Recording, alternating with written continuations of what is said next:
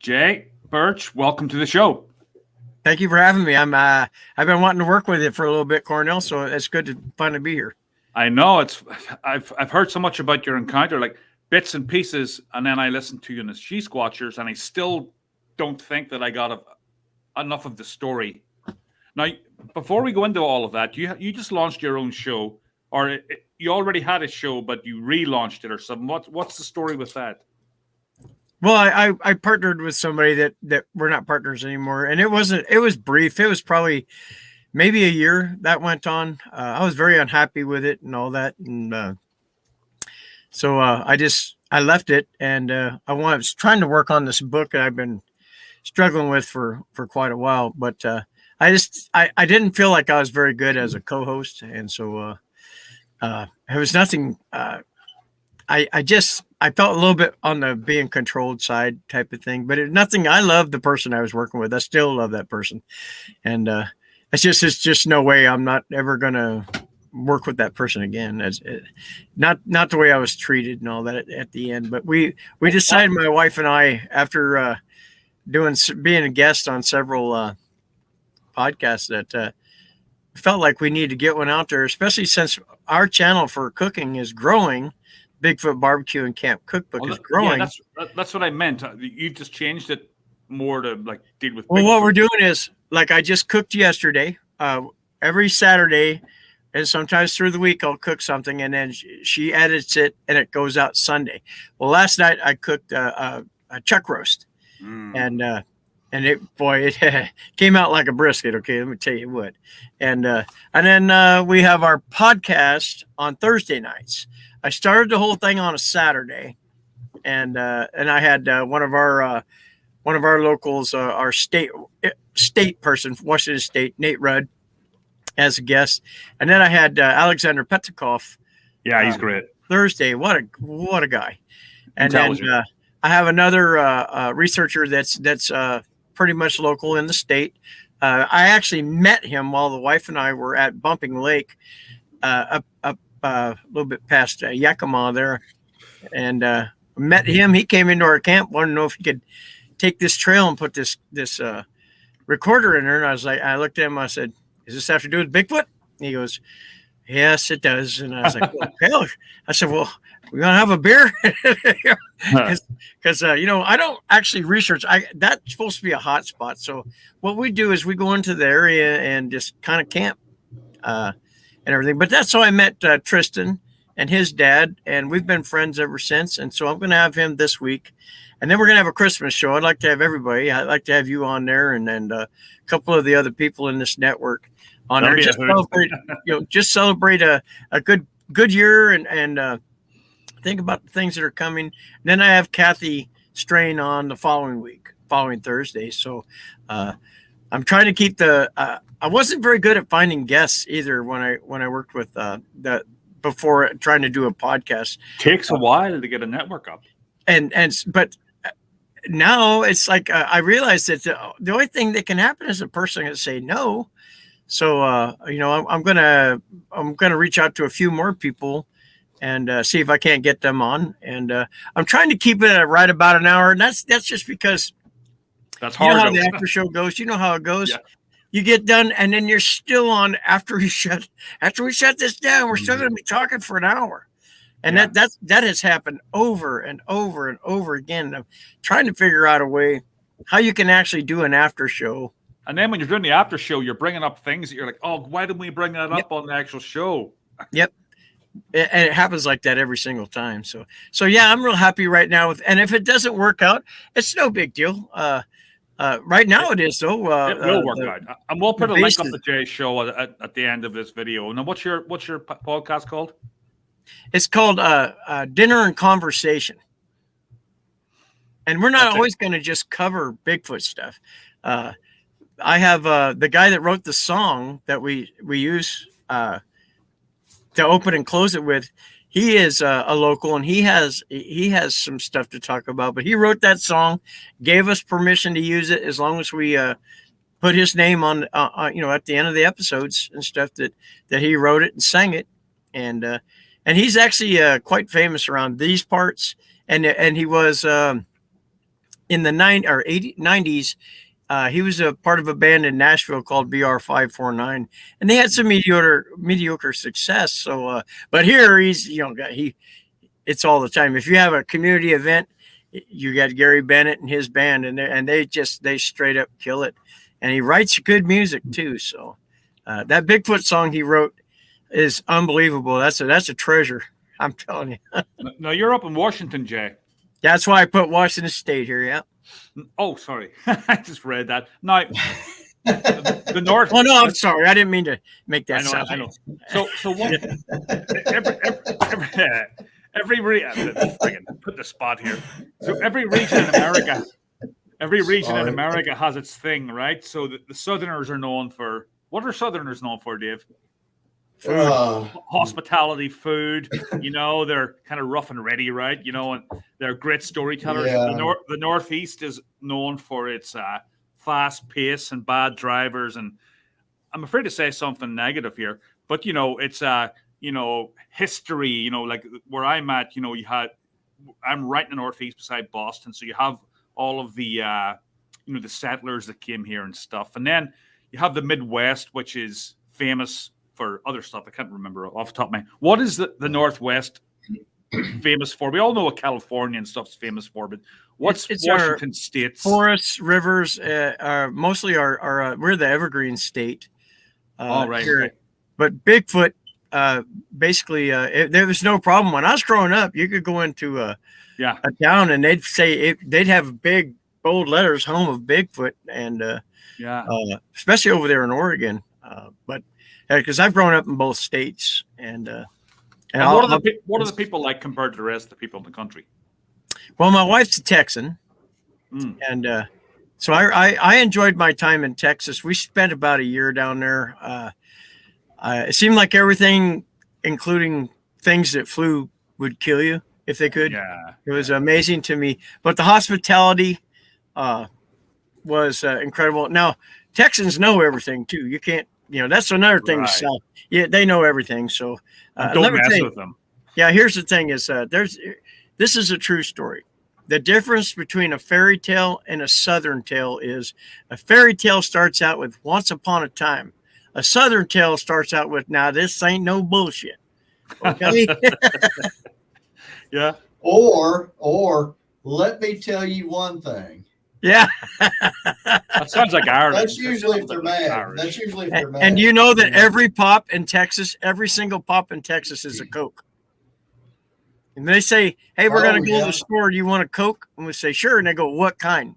And back then it was just Coke. Okay. Oh, yes. Yeah. Lemon. And they'd be like, generic for cola. What kind do you want? Orange? Or I was like, "There's an orange Coke." And they go, "No, stupid."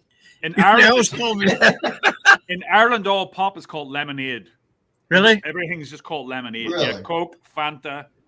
Everything's called lemonade. Well, Fanta's good stuff. We don't have that very much around here anymore, but that Fanta's good pop.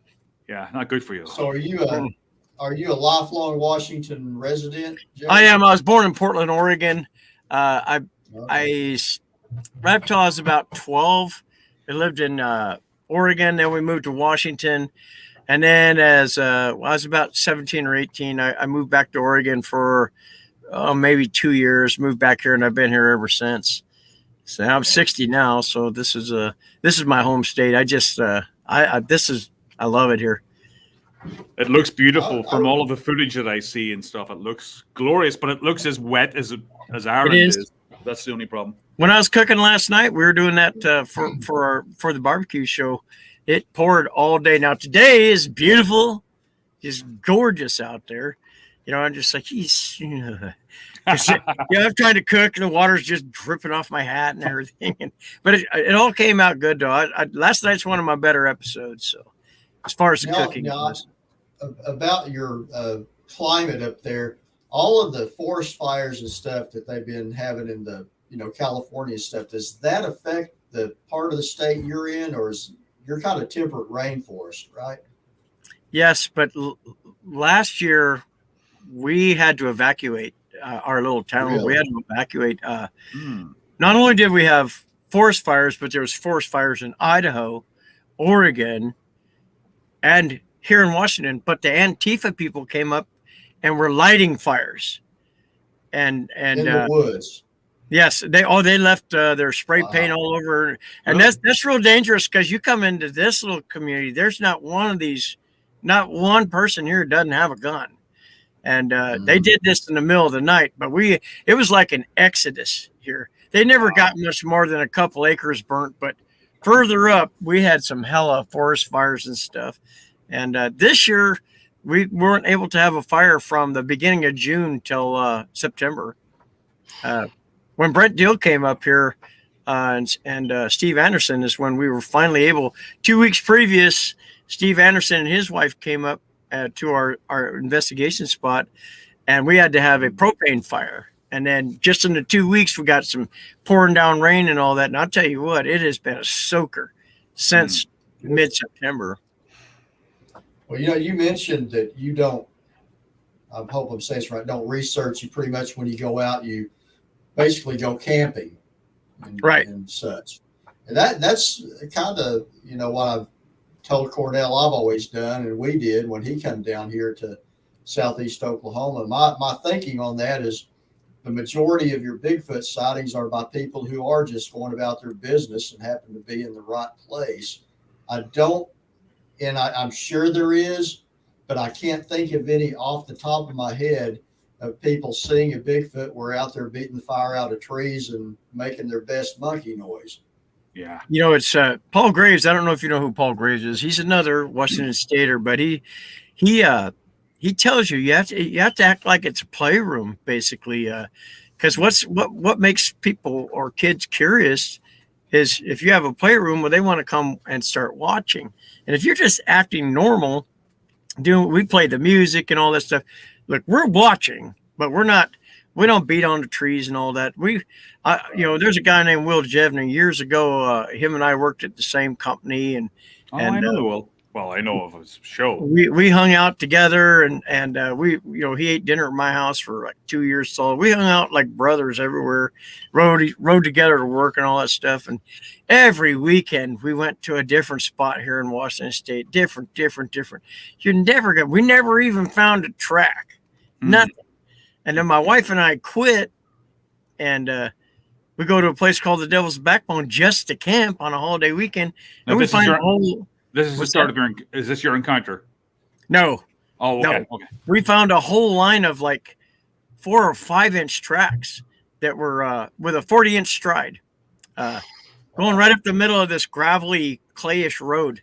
So it obviously was a juvenile. The whole time, though, at that time, our youngest son, who's now 30 or 31, he was just like 4. And man, all I could think of is, where's this mother at? Jesus. And it was scaring the crap out of me. But no, that wasn't the encounter. No, that just was a line of tracks we found that were heading down from our camp. We found a road, and it went straight down to the reservoir. So they had obviously gone down there to get a drink. And that was like 1993. So, yeah, at this reservoir where we live at and fish at and all that stuff, have it right behind us, actually. Oh, wow. Now, that's a funny thing, because up where I am, it looks just like the Kaimichi Mountains where Dave and I go. That's where Dave's from, down around there. And he, when we were down there was a lot of mud. It had been raining, and there were so many things that looked like tracks, and this could be a track. It's got a 48-inch stride. It's small, but, it looks very like a track. Up where I am, there's nothing like that. There's lots of mud, but there's nothing that even looked like tracks. So then when I think back to the Kaimichi Mountains, I'm like, well, why aren't I finding anything like that up here? The Kaimichis are a lot like the Pacific Northwest. That's a big, big forest. I think the only difference is the Kaimichi is not a rainforest. But I believe, just from other people that I've talked to throughout the years that I've met since this, that the Kaimichis definitely hold Sasquatch because of the way the forest is itself. I don't believe a word Arla Colette Williams says, about it, but I do know of other researchers that are in that area or in Texas that will tell you that the Kaimichis hold them. Nobody's got real proof of it, but well, but it's got a very old history. Yeah. I don't know how familiar you are, but the Kiamichis is just a sub-range of the Ouachita Mountains. Okay, the Ouachita Mountains, the national forest, go from southeast Oklahoma all the way into like central Arkansas, basically. So I mean, there's a lot of acreage there. Mm-hmm. Yeah, and there actually, if you find, there's even, you go a little to the southern end of that, down the Broken Bow area, from even the late 1800s, there are sighting reports. Of course, they didn't call it Bigfoot, back then. Yep. But there's sightings that go all the way back to there. Now, so yeah, it's not just a new thing that come about with the popularity of Bigfoot in pop culture. Right. And the thing is, a lot of people don't understand. They go, well, nobody talks about no Bigfoot back then. No. See, because nobody was calling them Bigfoot. Nobody was calling them Sasquatch. Those both are two terms made by white people. The natives in Oklahoma have the names for them and all that. And I think that's why people were saying wild men for years. If you look at the old clippings from the old newspapers and stuff, and there's books out there where people have put out that they go back as far as the 1700s up and through the 1800s and into the early 1900s. Then it gets boring to me because I like hearing those stories of those, and the way they were reported back then to me is what beats a day would be you'd have Black Lives Matter on your ass so fast, and that kind of stuff. Right. But language evolves, and that's what I'm hoping people understand as they're banning books in the modern day and stuff. Language evolves, always has, and is still going to evolve. We were all brutal back in the 1800s and stuff. Everybody was. We were all like slaughtering each other. Look at Ireland. Seriously, different peoples being nice to each other is a pleasant situation. That's kind of new. Yeah. That's old tribalism holdout, that people that were different than you were probably your enemy. Where it's nowadays, like 70 years old. this and nowadays I like to think we're kind of moving in a better direction for the biggest part.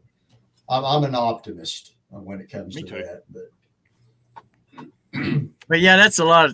That's the problem. Is a lot of times is people don't understand language. And the guy that I heard this guy on another podcast some years ago with the book he had, and he kept apologizing, and I was thinking to myself, we can't apologize for the past, and we can't if we destroy the history from the past, then nobody's ever going to learn anything. And that's what's gone on the last 4 years here. I'm not going to get off of Sasquatch. I'm just saying we can't destroy history, and we can't alter history either. And I think if we stay true to the information we have on the Sasquatch, by going back and we have to go forward too. But I mean, searching these old books and things like that, I think that's very important. I've actually just dinner's ready. I've actually just Your dinner's ready. Oh, that's not me. No, that was the microwave. Oh, no. Your dinner's ready. She's actually making she's making a good tonight. She's gonna make butter noodles. That's another thing from the South that I love. My kids love that. Butter noodles with the leftover chuck roast. She's gonna put that in there and add the leftover asparagus. So that should be good with some sautéed onion. I think that's gonna be delicious.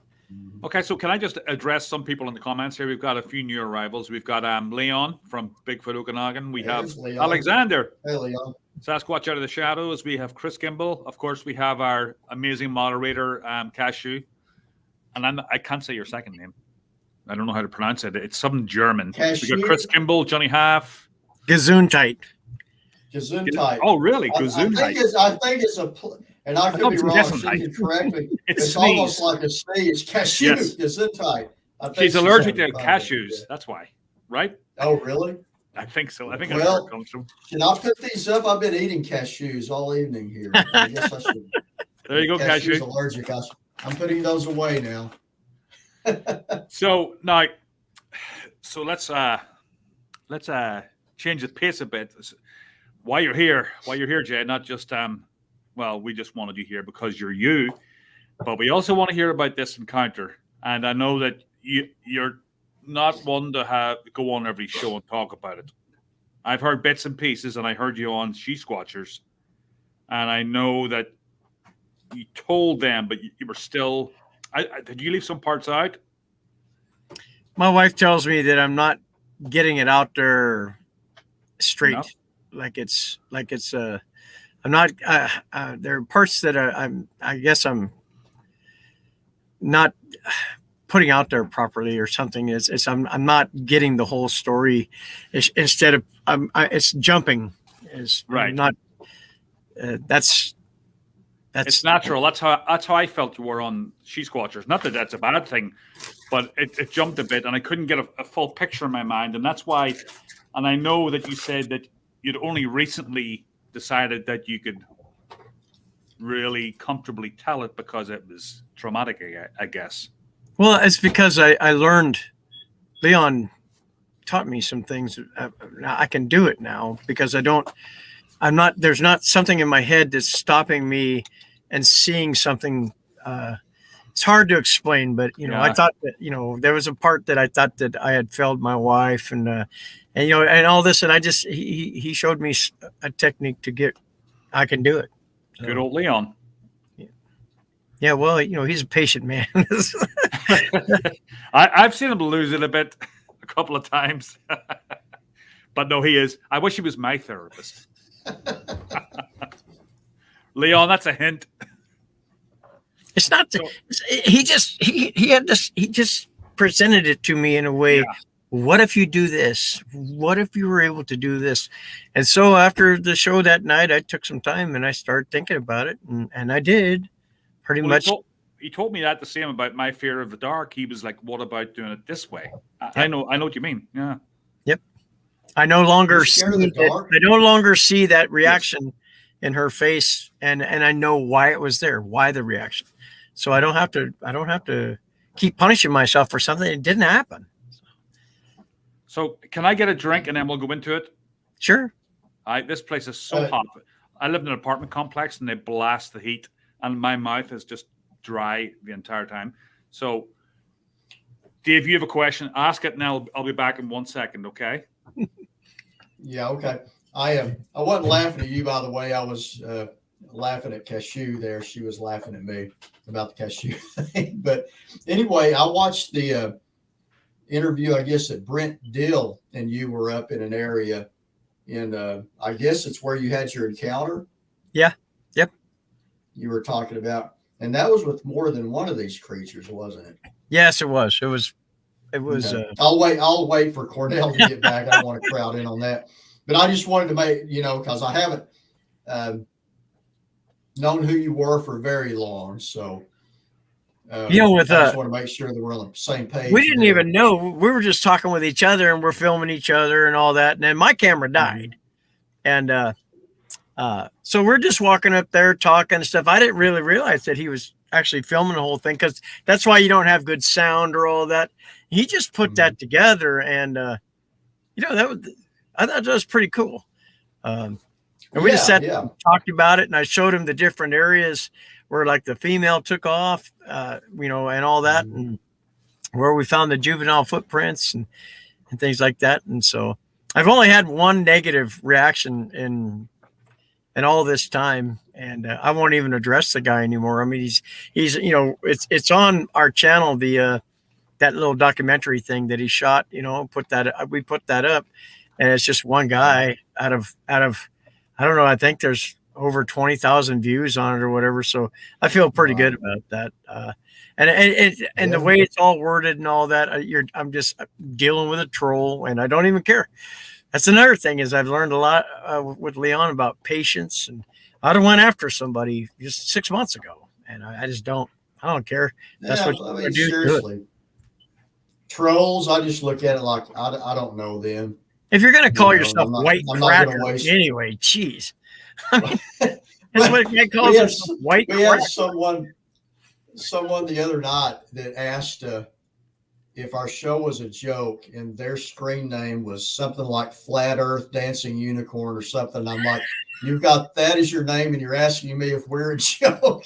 I've seen that person before. So- I've seen that person before. So anyway, and that's fine. Maybe, you know, like I say, I don't know. Maybe they just got a really good sense of humor, you Yeah. know. And maybe they do think if they walk too far, they'll fall off the face of the earth. And if they're there, that's above my pay grade to help them. So Cornell's back. I am back. I'm ready. I'm ready for you, Jay. So, were you into Sasquatch before this whole thing kicked off? I know you said Yeah. you went out with Will Jebning and stuff. Yeah. Was that pre-encounter? I had, as let's see, I hung out with him in the early 90s, from 90 to 92, I believe. And a few times after that, nowhere past 97, I think. But we didn't hang out all together. Just those 2 years we did. But I had, I had all the books. I had half of what the kids had the other night on Alexander's show. At one point. But I also had one by the Johnson Brothers.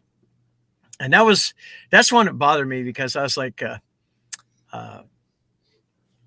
back then I thought they were apes anyway, because we're talking early 90s. I saw something when I was a boy. We lived on a 52-acre homestead up on a mountain there in Yam Hill. It was 7 to 7 miles, somewhere near 7 or 9 miles up a clay gravel road, and then you turned right and drove 1 more mile down a gravel and clay road.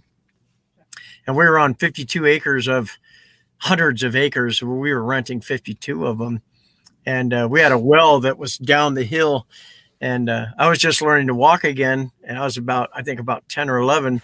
And so I was standing behind the old farmhouse, and the grass was really high. So I was running my hands over it and everything. And I was walking toward the end. I looked down at our well, and there was a man standing down there. All I saw was the back of the head. It was greased back black hair, and I panicked and went and got my mom, and there was nothing down there. But I know now as an adult what that was, because there was no way. It was one way in and one way out to get there, and you could hear anybody drive. There was nobody else living on that other than the beginning of the mile. It was a mile stretch.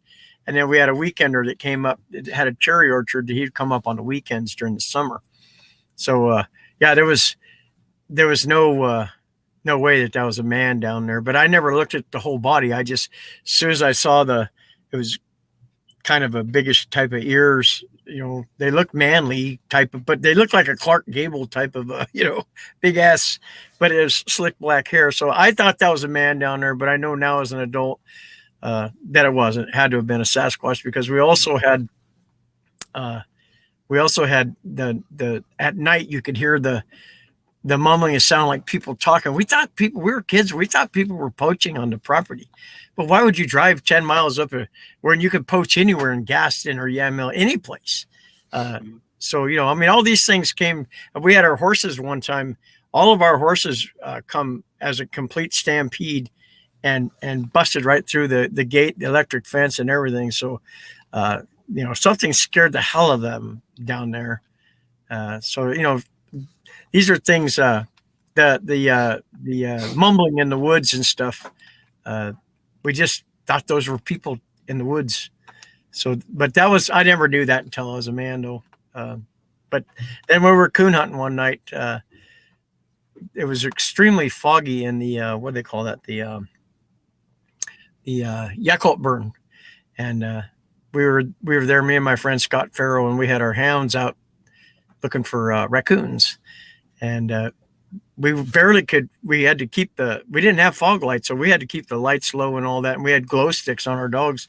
So we come around a corner, and there was all the 4 dogs kind of milling around. They weren't growling or barking or anything, and So I pulled out the 1,000,000 power candlelight spotlight, and I held that up, and I was like, well, there's nothing. And I go up a little higher, and there's these burnt orangish red eyes just looking at us, and it stared at us. So we got out, and I got in the back of the truck, and Scott stayed at, just right there with the door open. And we watched this thing. He kept telling me, is that a Sasquatch? Because he always thought I was full of shit. And but that whole time, for at least 15 minutes, I held that, and that dog, one of the dogs actually came up and raised his paws up on it, because you could see it go up, and then you could see the glow stick pointing down, and he looked down on it like that, and then stared right back at us, and we couldn't see it because it was so foggy. But that's why we had those on that. But we never did, those glow sticks on the dogs. Yeah. We never did go any further than that.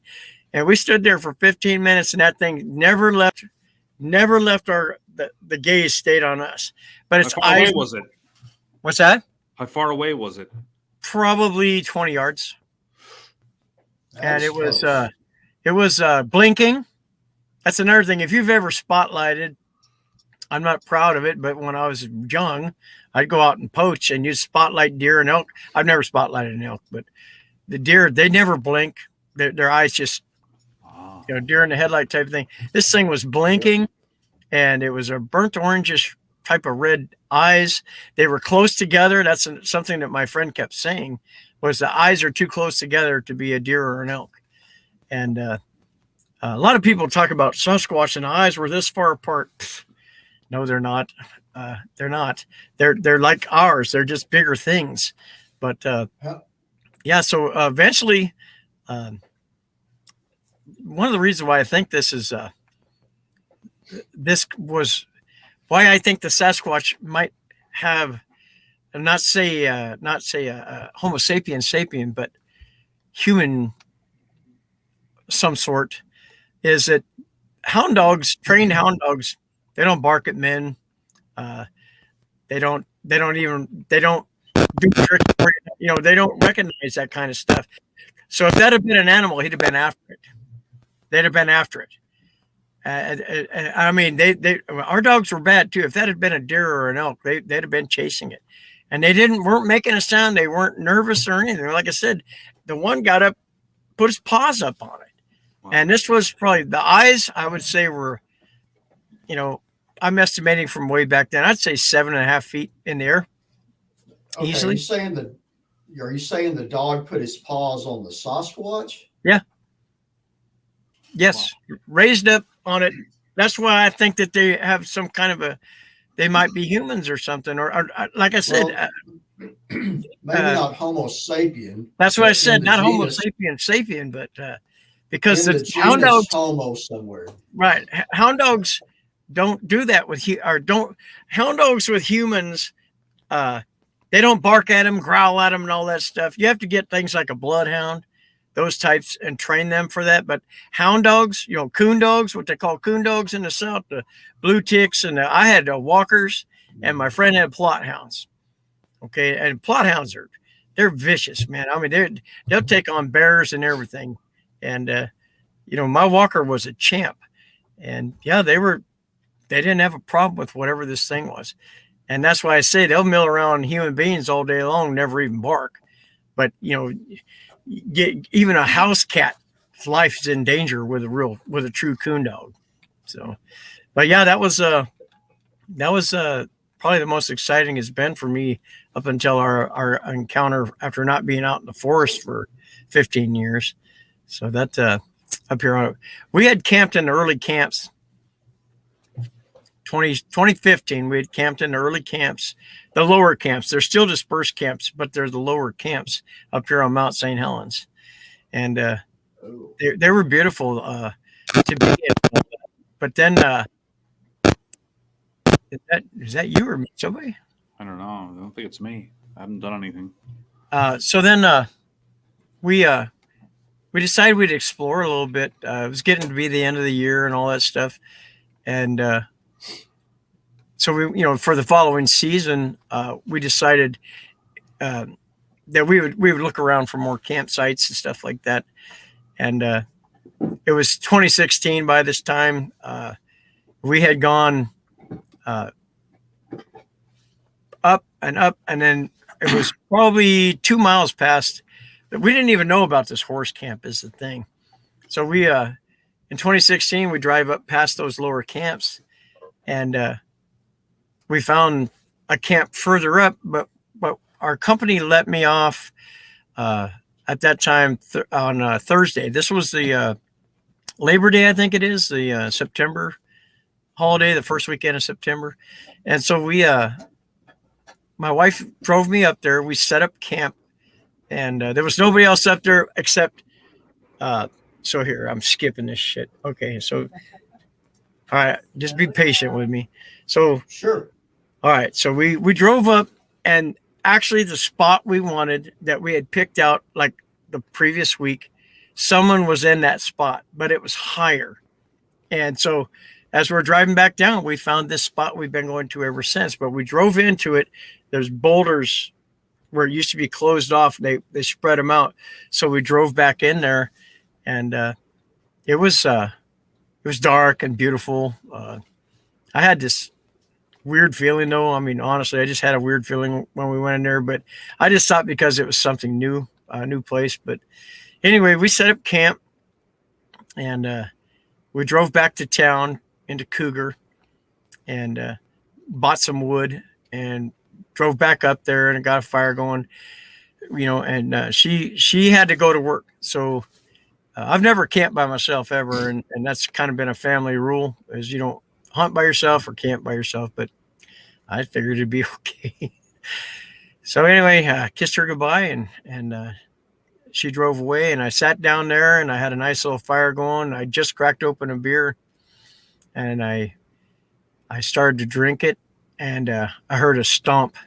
I mean, it was a loud stomp. I knew it was a stomp. So I thought for an instant this could be an elk, but I knew as soon as I said this could be an elk, it wasn't. I put my head down, and I thought for a second, what am I going to do? And I just brought it back up and act like nothing was happening. And I went ahead and put a little more wood on the fire. And I was sitting there thinking, well, it looks like this is going to be okay. I thought to myself, I started feeling a little better, and all of a sudden there was another stomp. So that time I got up, and I still acted like nothing's going on. My heart was beating like a million miles a second, but I grabbed my chair, I grabbed the beer, and I had the gun, and I had this big knife.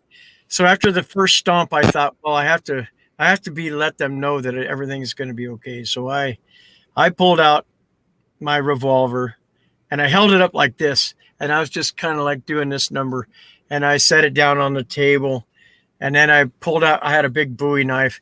I held that up, and I was acting like I was just looking at it, and I put it down. But then when that second stomp came, that's when I reholstered and put the knife away. I got the chair, and I picked that up, and I went and the beer, and I took it to our tent, which was about 30 or 40 feet away. And it was raining off and on. It'd be like bright sunshine, beautiful, and then it would rain. And it'd be sunny, and then it would rain. And so I was sitting out there. I went ahead and went and got our lantern, and I was sitting there, and I thought, well, maybe everything's okay. It was about 20 or 30 minutes. I thought everything might be okay. So I walked back over there with the chair, and I sat down, and then there was 2 direct steps. And heard this clunk, clunk, like that. I got up immediately. I threw 7 bundles of wood all together on the fire. It's a deadly, deadly thing. But I did that, and that fire was so big, and there was so much energy coming off it that the trees were swaying. I was lucky I didn't start a forest fire, but fear makes you do wonderful, crazy things. So I went right back to the tent, and I sat there while it rained. And then it would get sunny, and it rained. It was still light out. So now every part of me, like the spidey sense thing, I just all of a sudden I catch movement out of the corner of my eye, and I turn and look, and there's a berry field there. It's a huckleberries and a little black cottontail comes hopping out of there. Now, I've never seen a black cottontail in my life. I've seen plenty of cottontails, but not a black one.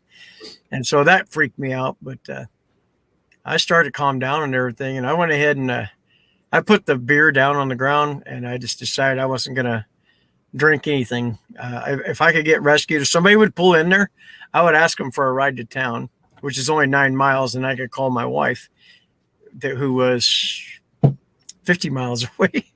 And so I decided not to drink. I didn't want to be that guy that they say, well, he was drinking, just in case with the Sasquatch thing. But I sat there until it was just about dark. I was wet, and I got into the tent, and I left. I just turned the lantern on, and I zipped it up, and I just sat in there. I refused to cover up or anything, because I had the knife in one hand and the gun sitting next to me, and I'd check my phone for time, and just in case I had to cut my way out or whatever. And then this humming started, like a low, that sound there. And it just didn't stop. It just kept going and kept going. It reminded me of several different kinds of things. But I guess when I came back that weekend, hearing the elephants on National Geographic do this low guttural thing that they do, and then other elephants can hear it for miles. That's what it sounded like, but it also sounded like a didgeridoo, that thing they use in Australia. I've mentioned several things, because each time I hear something, even the bugs in the south, the June bugs, those things, when you get 1 billion of those things together, which in Amarillo, they were everywhere. They'd be even along your house, along your wood frames and stuff. And they're a beetle, big old thing like that. And they sound like lots of them here. And so this is what I'm listening to, and I'm just going, what the hell? I'm just laying there listening. This is nothing I can do, and I'm freezing cold, but at the same time I'm sweating, and just laying in there in a way. And that's an eternity. It really was. I had to pee. I'm diabetic, so I did have those few sips of beer. So here I am. I gotta pee, and I'm just laying there listening to this, and then it would rain. And you could still hear the humming, and then the rain would stop, and then you'd have the damn shit dripping off the trees, hitting your tent, and just messing with your hearing. But all through all this, I could hear that hum type of thing. And as time went on, I could hear some fraying. And it reminded me of when you take a popsicle stick and you start doing this. It sounded like that, only on a bigger scale. And I just thought, what are they fraying? I knew that they were fraying something. And but they were just kept this. I don't know how they just did this with this sound with it not stopping. So that was kind of hypnotic in a way also, because I was trying to think of other things and I couldn't. And every once in a while I would barely open the tent and I'd peek and didn't see anything. And I was too afraid to pee and all that. So finally it got somewhere around 2:00 in the morning or so. I couldn't hold it anymore. And I thought to myself, I'll lay on my side, open this up a little bit up to here, and then open the bottom, and I'll pee. And so I just get this open, and I open it up, and this orb, it's like the first thing I thought was, what is that bubble doing out there? Because it looked like a child, when you take a wand and the bigger wand, you put it in the big thing of soap bubbles and you go like that. Well, this bubble was about the size of a football, not shaped like a football, about the size of a football. And it was acting like a bubble as it was floating. And I could see red tint coming off of it all the way around. And you could basically see through it. But Steve Anderson said that was probably a energy ball of some kind, a lightning ball or an energy ball, some sort. And I'd rather think that's what it is. Like a will-o'-the-wisp. It looked to me like it was. I thought it had purpose. I thought it was alive, whatever it was. I wasn't afraid of it at all. I just was stunned, and I started cussing. I yelled out, "I can't effing handle both of you at the same time." And I zipped it up, and I didn't get to go to the bathroom. And So I just thought to myself, I'm thinking for a while, I can't believe this is happening because I've heard of orbs. I've never seen one. Now I haven't seen anything before or since. But I can tell you, my boys have when they're hunting. So I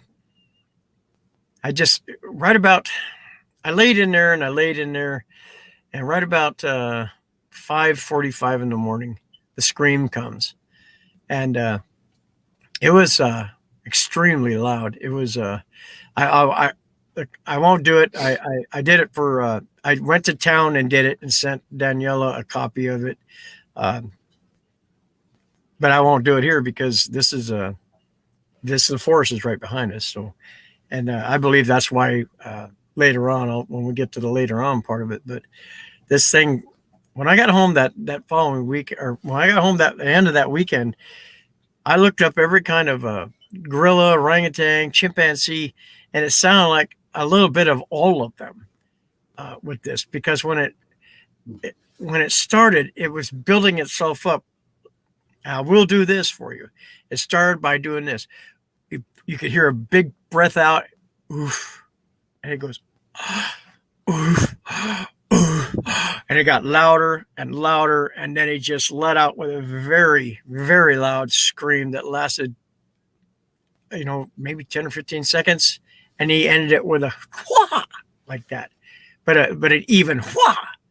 So I was just like, Jesus Christ! But then everything calmed down exactly as soon as that was done. It calmed down, and that's what Kerry heard too. And I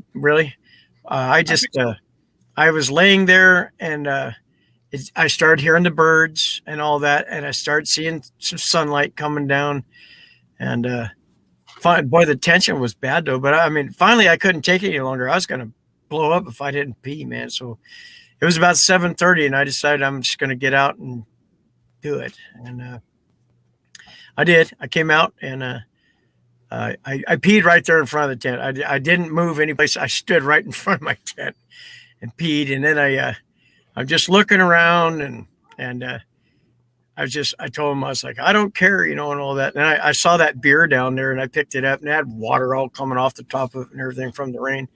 And I didn't care. I took a couple of huge swigs off it, and I just decided, if I'm going to die, I'm going to die with a buzz. I thought they were going to kill me, man, to be honest with you. I know better now. But I said out loud, I'm going to build a fire. And so I walked over there and built a fire, and I burnt my clothes. The clothes I was wearing, it was like a pair of sweats. I call them pajamas, but it was like a pair of sweats and the shirt I had on. They were soaked with sweat and, fear sweat, not work sweat, fear sweat. It's two different smells. It was awful. And so I burnt those and made some coffee. And then I had a little teapot, a small one. And I got that hot, and I gave myself a bath. I stood there at that fire pit naked, taking a bath, and I just kept saying, I don't care. I would say it out loud. It made me feel better. Say, I don't care. I'm taking a bath. And because I was nasty, it was gross. I washed my head, everything. It was just disgusting. But the tension was so thick. It's the only way I can describe it is if you're stuck in a room with somebody that you absolutely can't stand, and you're forced to work with them for 8 hours or whatever. It was awful. And pretty soon I started hearing car doors opening and shutting, and I started seeing traffic at the end of the road and everything. So the weekend holiday trafficking had started, and that helped me out a lot. And then when the birds came, I was feeding them and stuff. I could hear something on the other side, not quite sounding like these birds. These are what we call camp robbers. I'm sure you've got them there in the South too. They're like a scrub jay. They're like a blue jay, only they're gray, and they'll eat right out of your hand. And so they came into the camp, and I was throwing them potato chips and stuff. And I yelled over there, and I was just like, "See, I'm a good guy," But right about 10:30 though, everything calmed down. I mean, this sense of just went over me, like everything was going to be okay. And so I was standing there, and the fire's getting lower and lower, and I had pretty much burnt up the wood. So I'm picking up every little scrap piece I can find to keep that thing going, because it is, after all, just morning. So I was taking a drink of my coffee, and I just took a glance like this, and I saw a very big red one of them standing behind a tree, and it didn't move. It just stood there. I could see its arms. The tree was, about so big around the arms, shoulder was hanging down. And then I could see like the part of the legs on each side. It was just standing there, no face, nothing. It was on the other side of the tree. And I was just like, oh, and I could have had my coffee. I was like, so I wouldn't look back over there, and I was using my peripheral vision, and it never moved. It was like a statue. It just didn't move. And so I just thought to myself, you know what? There's people down at this camp right below us now. I've heard, I could hear kids and stuff like that. And so I thought to myself, I'm going to walk around my head toward the road, and I'm going to start collecting firewood. And so that's what I did. I set my coffee down, and I started walking my slippers. I had a pair of slippers on, and I started walking down that road, and I started picking up sticks and stuff like that to burn. And when I got back, he wasn't there anymore. So that was just beyond weird for me, but yeah. So it's about I found a track that was, after that, coming back from getting the wood, there was a track probably 10 or 15 feet from our tent, and it was older track. You could see because there was tire prints all over the place, and that just happened to be right in between where it just been missed. The other tracks had obviously been run over or something, but that track got missed. It was 14 inches, but I put a can there to mark it. And finally my wife got there about 4:30 or 5 o'clock in the afternoon. She got out. She's looking at me, and I was just like, you'll never believe. She already knew something was up the way I was standing there. So, but anyway, there's a creek right there, just like 20 feet from the damn fire. And so I told her what had happened. And I said, they're over there and everything. And she's like, so we walk over, and I was like, I didn't know this creek was here. See, something's wrong there. Cause she says that I had to have seen it, but it's right there. We stood there. She told me we stood there when we got there the day before. And I said, this is a great place for our grandson Mason to play when he comes up, because it was very slow moving, deep enough for a little one of 4 years old, 3 years old to play. And she's like, well, of course, it's here, so I'm missing some time there, and I don't know why. I'm not violated in any way. So, that's when people ask me to go get regressed and all that shit. I don't believe in that, number one. And number two, kind of the joke is I didn't feel violated, so I'm good. But there was a tree that was down. I asked her, I said, well, was that tree there? She goes, no, the tree wasn't there. And they had brought this tree down. That was the fraying I was hearing. And it was just like when you do a popsicle stick, all that stuff that's sticking up. And she found the footage of that, by the way, here last week. And that tree was brought across that trail, and then it's probably a good 20 feet. And then it's busted, but twisted, still connected, twisted, brought back down like this. And then there's a smaller tree uprooted, completely uprooted, and laid across that. It looked like a dang A. I'm just telling you what it looked like. It looked like an A. I don't know. People talk about glyphs and stuff. The thing is, now that we've seen that, we've found these A's in multiple times on that trail. So it's smaller and even standing straight up off the side of the trail with other lodgepole type of trees. The area that they were hiding in. Now, Steve Anderson came up there with his wife, and I was showing them at this time 5 years ago that this was a cedar tree, but it was the top of a cedar tree. It was lush, and there were other things all around that. It was basically their little hiding spot. But I didn't know. Now his wife literally walked in there and said, this is part of this is part of this. The tree had fallen and broken and all that, but I didn't know that. I wondered, where did this come from? And I didn't realize that the whole thing was the cedar tree, but that was gigantic, and that's where they were hiding in there. And you had that side of the creek to that they could, and there was a lot more foliage there, so they could just literally sit and watch you. And my wife caught them doing that after she had gotten up there. But we walked over there and looked at this tree thing, and there were prints everywhere. They were like the kind you get off of TV, the shit Meldrum has in his office and stuff. It was unbelievable. There were like 4 different sizes, and they were crystal clear. They were beautiful. We didn't have plaster. I didn't even think of none of that kind of stuff. I had the worst phone you could ever buy, a Motorola 5. Didn't even have a flash on it, and didn't even think of taking a picture though. I was like too uncomfortable to be over there anyway, because we were always told, if you see a small tree down like that they're telling you not to come across that. Now that's what my native family told me. So I was kind of thinking about that. And so we were looking at all these. Now, the biggest print over there was well over 20 inches, and it was half on the moss and half into the ash. It was massive. And the other ones were just, like 9 inches, 14 inches, 16 inches, that type of thing. So we walked back over there because I said, I don't think we're supposed to be over here. And I said verbally, I was like, I'm sorry.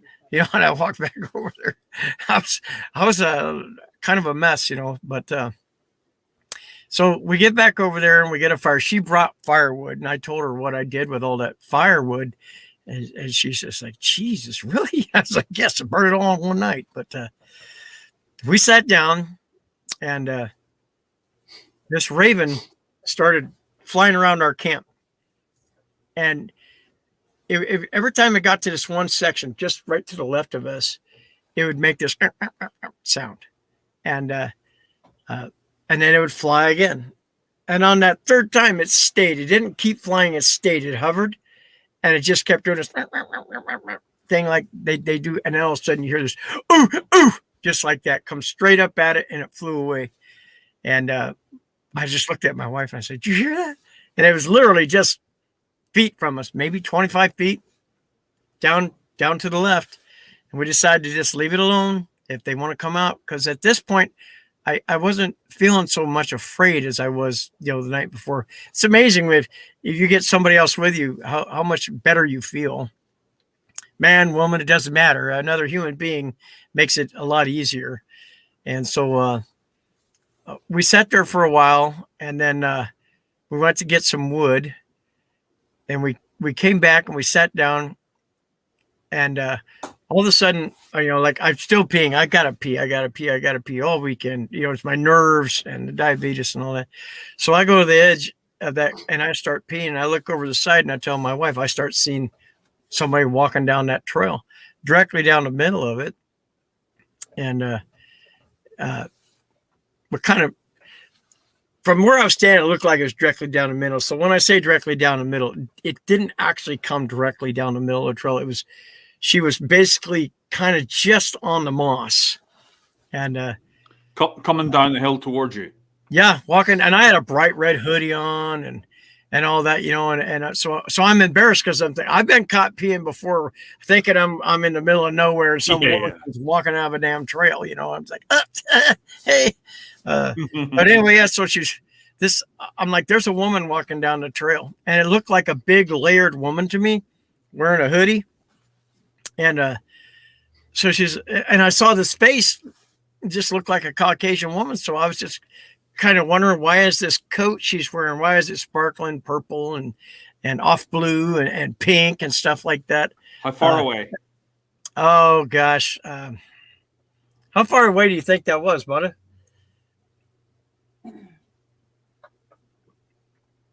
$40 feet, maybe.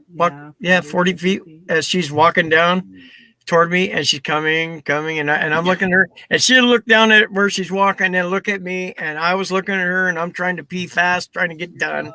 She's wearing this crazy coat. And she's wearing this crazy coat, type of thing. So your wife, I'm sorry to interrupt. Your wife, who's talking right now, is seeing this. No, she's sitting down in the chair. She's sitting in the chair here, and I'm over here on the edge of this creek peeing. She has no view of it because of the way the trees are. I have a view like this. So she keeps saying, well, what does she look like? I say, I don't know, because she's wearing this crazy coat. It's sparkling and stuff. And so just as she gets up to look, she takes an abrupt left, just like a military left. Just like that. And I was like, what the hell? Fast like that, too. Just like that. So I was thinking, what the hell? And now, now that we've talked about it and everything. Which we found the tracks of later. We found the tracks, yes, later. We think she was trying to lead us away. We think that was her young one just below us in our camp goofing off that the raven busted. And she was trying to get us distracted for him to get back across that creek. It worked. But I found out when we were up there filming, it's the lichen. Lichen reflects, when it's wet, reflects purple, pink, all those weird colors. And I think that either they sleep on it or they use it for camouflage. Now I'm not the only person to ever say that, but after discovering that, plus the hairs I found were translucent. I thought it was fishing line. 2 pieces about maybe 3.5 inches long. Why would you have fishing line up there? I don't know what I was thinking. I wasn't thinking right when I pulled those 2 off, and I was like, oh crap. I busted them and tossed them. But it was when we were filming later that I could see where the sunshine was on the lichen after it rained on our way up there. And that's where those colors came from. She had lichen on her. Okay. So when you say she was a Caucasian woman, what did she look like? All I can tell you is I saw a white face, a Caucasian face. And so I didn't, too far away to tell you about eyes and things like that. Right. But the face, I automatically felt safe because I would have felt safe if it was a black face too, by the way. It looked, I hear you. The face was human to me. Human enough to where I was not bothered. And I decided I'd go ahead and check her out because, I'm trying to pee. I'm trying to get this done. And, you're trying to get the lad back in. Yeah. Well, and it was obvious, she was looking at me. So, I mean, that's how I knew. I mean, you could tell when someone's 40 or 50 feet away from you, if they're looking at you or not. Right. And I could tell you, she was looking down where she was walking and things like that too. But yeah, she just, that was last time I saw something that could do that about face type of stuff like that. And just in one quick motion was when I was in the Army, when they tell you to column of 2s to the left, half left, and it's like one fluid motion. And that was amazing to me because she was gone. So I thought, well, there must be a trail or something over there. There's not. A camp. I mean, I thought there was a camp. There's not. It just went right on into the forest. So at one point, though, the day earlier when my wife and I had gone over there, I thought that people were camping over there. That's what I thought. I thought we were being pranked, honestly, with all those perfect prints and all that stuff. So I start looking around for a camp, and I saw with this one tree, I was like, I bend way over and I was like, well, that looks like there's railing over there. I think maybe somebody's camping. And all of a sudden I see this head come down and look and then come back up and then look again. I told her, well, somebody's over there camping by that tree. So we need to get out of here. It wasn't. It wasn't. That was probably their juvenile. That was not a camp. No camping over there. So Brent and I are talking about doing that though. Camping. How did the female walk? Was it just like a person, or was something like different somebody about that walks down when you're walking downhill. Her arms were coming out just like any of us would, and you could. She didn't have heavy steps. I mean, it wasn't like boom, boom, boom. She was watching where she's walking, and looking at me, watching where she's walking, and then looks at me. So that's why I felt safe. You know, it wasn't that big old arm swing everybody talks about and that crazy ass. It was. I didn't see that her legs were shorter on the bottom or any of that kind of stuff. Her arms weren't hanging down to her ankles. It was. I thought it was a layered woman. So proportionally, it was like a human. I would say that. Now, I've had plenty of time to go back over and over. Of course, it comes down the hill like this. I say, when I first judged her, I thought she was about 5'5" or 5'6" from where I was standing. But then I wasn't thinking about the incline that she was walking down. So I think she's probably around 6 feet to 6 feet and a half, maybe like that. She wasn't no giant monster or anything, not like that red one. I get, and you can tell, like, when a woman's got a shirt on, you can tell they're a woman.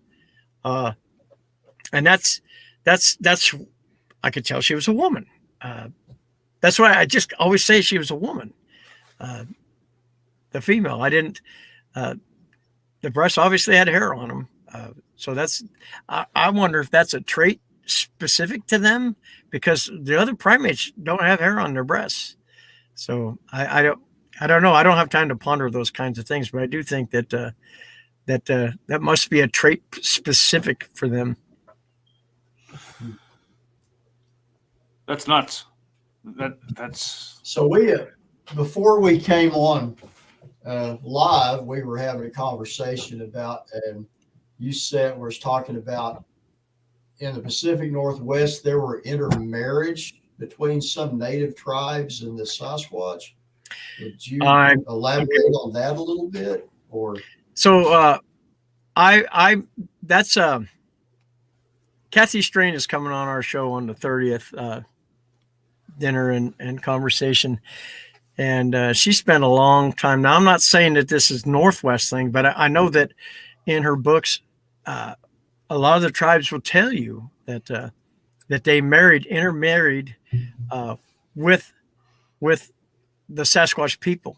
And the Sasquatch people, women went to their tribes, and some of their people came into the Indian tribes. Now in the Pacific Northwest, the natives say yes, that happened, but they won't talk about it here. They're not as open as the other natives that Kathy had spent time with, and that's one of the things we're going to talk about.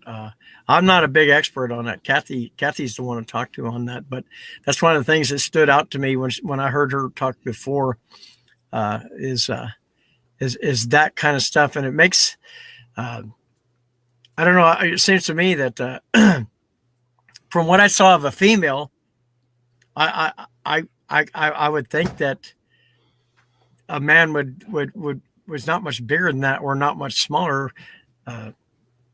I'm not interested, but maybe there's a fellow out there that might, I just think, I think that we have to listen to the natives when they're talking. Not everything is a ceremony. I agree. So yeah, I hear what you're saying. Well, and I've never heard of the actual intermarriage story as referred to natives, but I have heard the old stories from the Pacific Northwest of, the occasional native girl being abducted by a male Sasquatch and even producing a baby. Now, if any of that is true, that puts them in the more human category. And I know we're talking, I'm not going to mention any groups doing it, but there are people actively wanting to kill one of these creatures, which I'm definitely against that unless it's complete self-defense. And if I was with any of these people, I would mess up their shot unless we were being attacked. I'll be very clear on that, because if indeed this is something that can cross with us, it would have to be human. That would put it in the category of murder. Murder, right? Yeah, but here's the thing, man. I could kill you if Food I'm for out in the thought. woods I'm and just you come up on me with a hatchet or something, or you come up with me. I could kill you. That's not murder. That's Yeah. that's self-defense. Yeah, but these guys, it sounds like these things weren't ever going to try to kill you. Right. Well, you know what? Now, I'm not Now, talking in my self-defense. mind, I Yeah. thought they were, but I know better. Right. Now. I know Not better. now. looking back, these things could have killed you, but they didn't. Oh yes. Look, Kathy knows that I disagree with her. We've talked about that. I disagree with her on the killing thing and all that. But besides that, there's as an anthropologist, that's what I'm interested in with her is Do the anthropologists science part. want to go in and kill like native people to prove they exist, like in the Amazon tribes? I thought anthropologists wouldn't have that. Well, look, attitude. you got, the Audubon Society would kill the last living bird of some species to prove it existed. Okay. So, But humans. but well, see, here's the thing. Her view is that they're not humans. Oh, okay, I get you. Yeah, there's still a large group of people that think they're still looking for just an ape. Oh, And okay. you see what Steve's saying there, Curious Cryptid. Our DNA contains 8 distinct species of similar creatures. Okay. Mhm. So look, if the Denisovians are, if we bred with them and we bred with the Neanderthals and the Neanderthals and the Denisovians bred, then,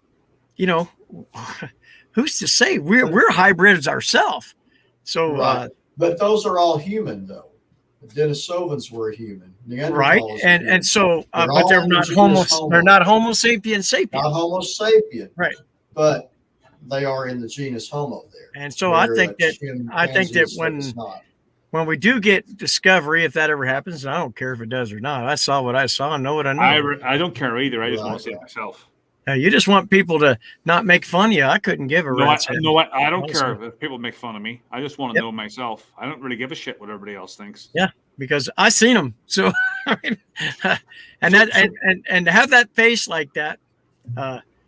So, Jay, I have to ask you the question: what is it in this whole experience that gave you? I guess you've been in the army and stuff, so you've been in the military, so you know the term. But what about this whole experience gave you PTSD, for a lack of a better word? I didn't know how to handle it properly. I didn't have any kind of guidance or any place to go with it. People just wanted the story. And I didn't understand that it was more of a love story than it was, because, when we were finally, when I get to the next part of the story, I just didn't realize people would bring me all the way up to this and then thank you for your time. And then I'd spend a week not being able to sleep again, and then the nightmares, and I don't dream about Sasquatch. It's other shit whenever this used to come up. But I deal with it now. I don't have to. It doesn't bother me. You have an issue of people bringing you on their show, you telling your story, then they're like, "Good night, thanks," and then they put your story behind a paywall. Yeah, but the thing is, I didn't know that. Right? I thought that I was helping myself by telling it, and. It really, I just needed some guidance. If there would have been somebody to go to when this whole thing started, that's part of the problem in this, what they call a community, is we don't have anybody that we're just now getting people like Leon, and you can't have 1,000 people going to Leon, otherwise he's going to die. Jeez. But we need to have some people that can be trained to deal with these kinds of things. It was traumatic for me, but when I went to all the big name people and they didn't want shit to do with me. So, I finally throughout starting meeting other people, and it came full circle as far as I'm concerned. And I'm in this perfect network of the people I feel like I need to be with and be around. Well, everybody believes you. You've got a believable story. When I hear people talking about believable Bigfoot stories, you're one of the names mentioned.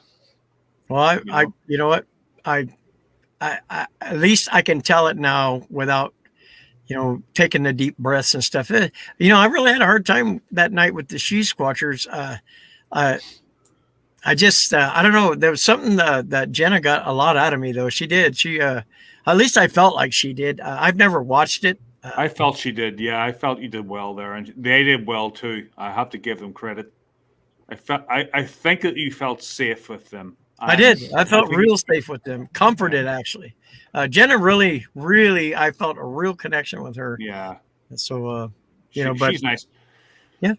So after this, what happens? So do you go about your life, or do you go back into the fray, or do you? We went home, and it took a month before we went back, and so we got there. We decided we would go up, and my wife baked some no sugar wild berry muffins. We're going to take them up for them, and because we gave them cornbread, I didn't see them eat it, but because I thought we had betrayed that code of walking across that tree, we had my wife makes the greatest homemade chili, and so we had chili dogs up there, and she had cornbread. So I took the rest of that cornbread over that other side. My favorite is non-sweetened cornbread, and so I took that over there, and I left it up high, and we came back. It was gone. It could have been the birds. I don't know who. It could have been anything. But so we decided. It took a month before we decided we'd go back, because my wife, at a certain point when she was sitting there at the fire in the morning, she looked up and she caught one of them looking at her, and then ducked behind that blind over there, and she caught the ear and everything, and she saw the ear clear as could be, pointed but not like a Mr. Spock ear, kind of come up type of thing, and he was peekabooing her. So we left a day early, and so we decided we would go up. We bought some chicken and had a couple beers, and she doesn't drink beer. But we went up there, and nobody was there. It was October 7th, I believe, because it was exactly a month later to the day. So we went up there, built a fire. We walked on the other side, and we started hearing this tapping. This like a, and then we hear from behind us, and then we hear from this side. And we're like, I looked at her, and she's like, that's language. They're communicating. They're just barely tapping, and it's behind us, in front of us, and over here. So we decide we're going to walk just a little bit further, not quite as far as I took Brent Dill, but we saw the end there before it goes up into the mountain, and we started smelling awful smell. And that's the first time in my life I'd ever smelled it. It smelled like rotten garbage from your kitchen. So it kind of freaked us out. And so we decided we'd walk back to the camp, and we'd just have dinner and get out. And so stupid me. We're sitting there. It's just 10 minutes before it's going to get dark, right? 10, 15 minutes. I start doing that call that they did to me a month earlier. And then I did it louder and louder. And then, I drink up a half a beer and get a little courage. And I did it extremely aggressive and loud. And some bitch came right at us. I mean, he come busting across that creek and busted everything in sight, and stayed just within the tree line, 10 feet from our car. And the thing was, I was just about to take a drink of my beer, and I hear this one crash like this. And I turned around and I said, "Did you hear?" And just as I said, "Did you hear?" my wife's like, "Yeah." And that thing come across the creek, and she had a blanket wrapped around her, and her keys were stuck in the pocket of her coat, or of her chair. And so we're both running to the car, and all of a sudden I heard her do this wincing whelp of some kind. So that's the part that used to bother me. And because I thought he had her, I thought she saw him, and he was like going to be right there, but it was because she dropped the keys. And so we get in the car, and we're just like looking at each other and can hardly breathe and everything. And I was like, "You got to start this son of a bitch." I said, she says, "I can't. I dropped the keys." Oh. So, oh yeah, but they were right outside the door. This I didn't know back when I first told what happened to us. I didn't know they were directly outside. And my full statement is on Sasquatch Chronicles from all that time ago. I took a lot of shit from people. How could you make your wife get out? And I felt that guilt rode with me for a lot of years. How could you make your wife get out to get the keys? She opened the door and reached down. They were right there. Yeah. They were right there. So anyway, she starts it and everything. And so I had this old, it's not a GoPro. The kids bought it for me for Christmas, like in 2014. It was a round thing.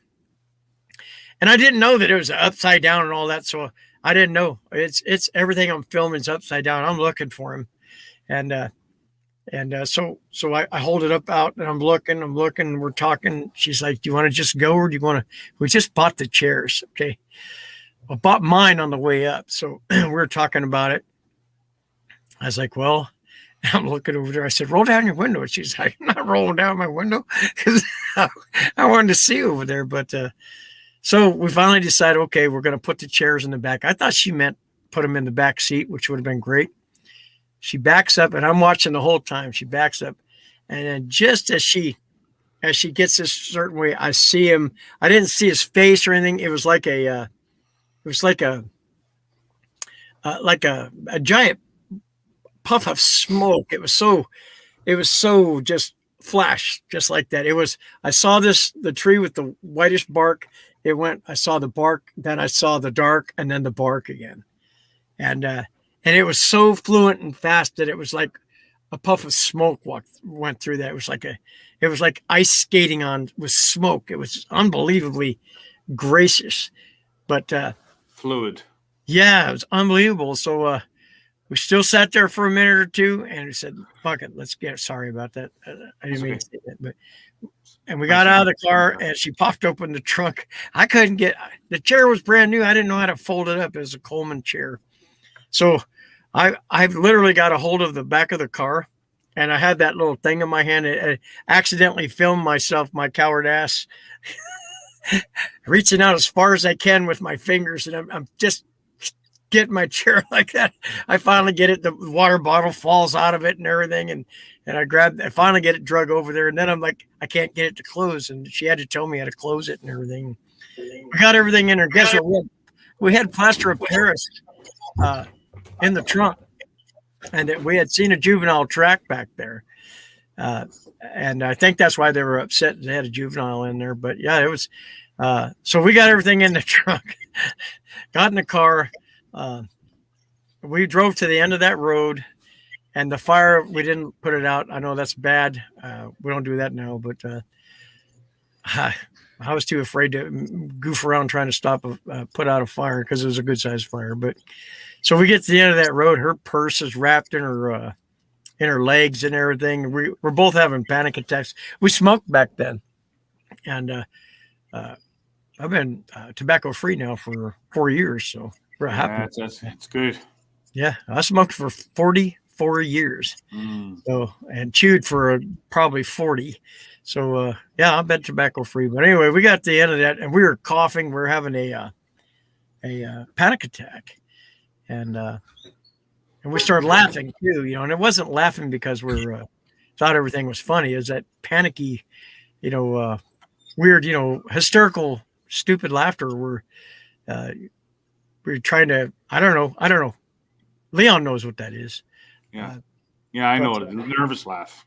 See, you should have went back up there. Is it really? Well, I still go back there as often as I can, but that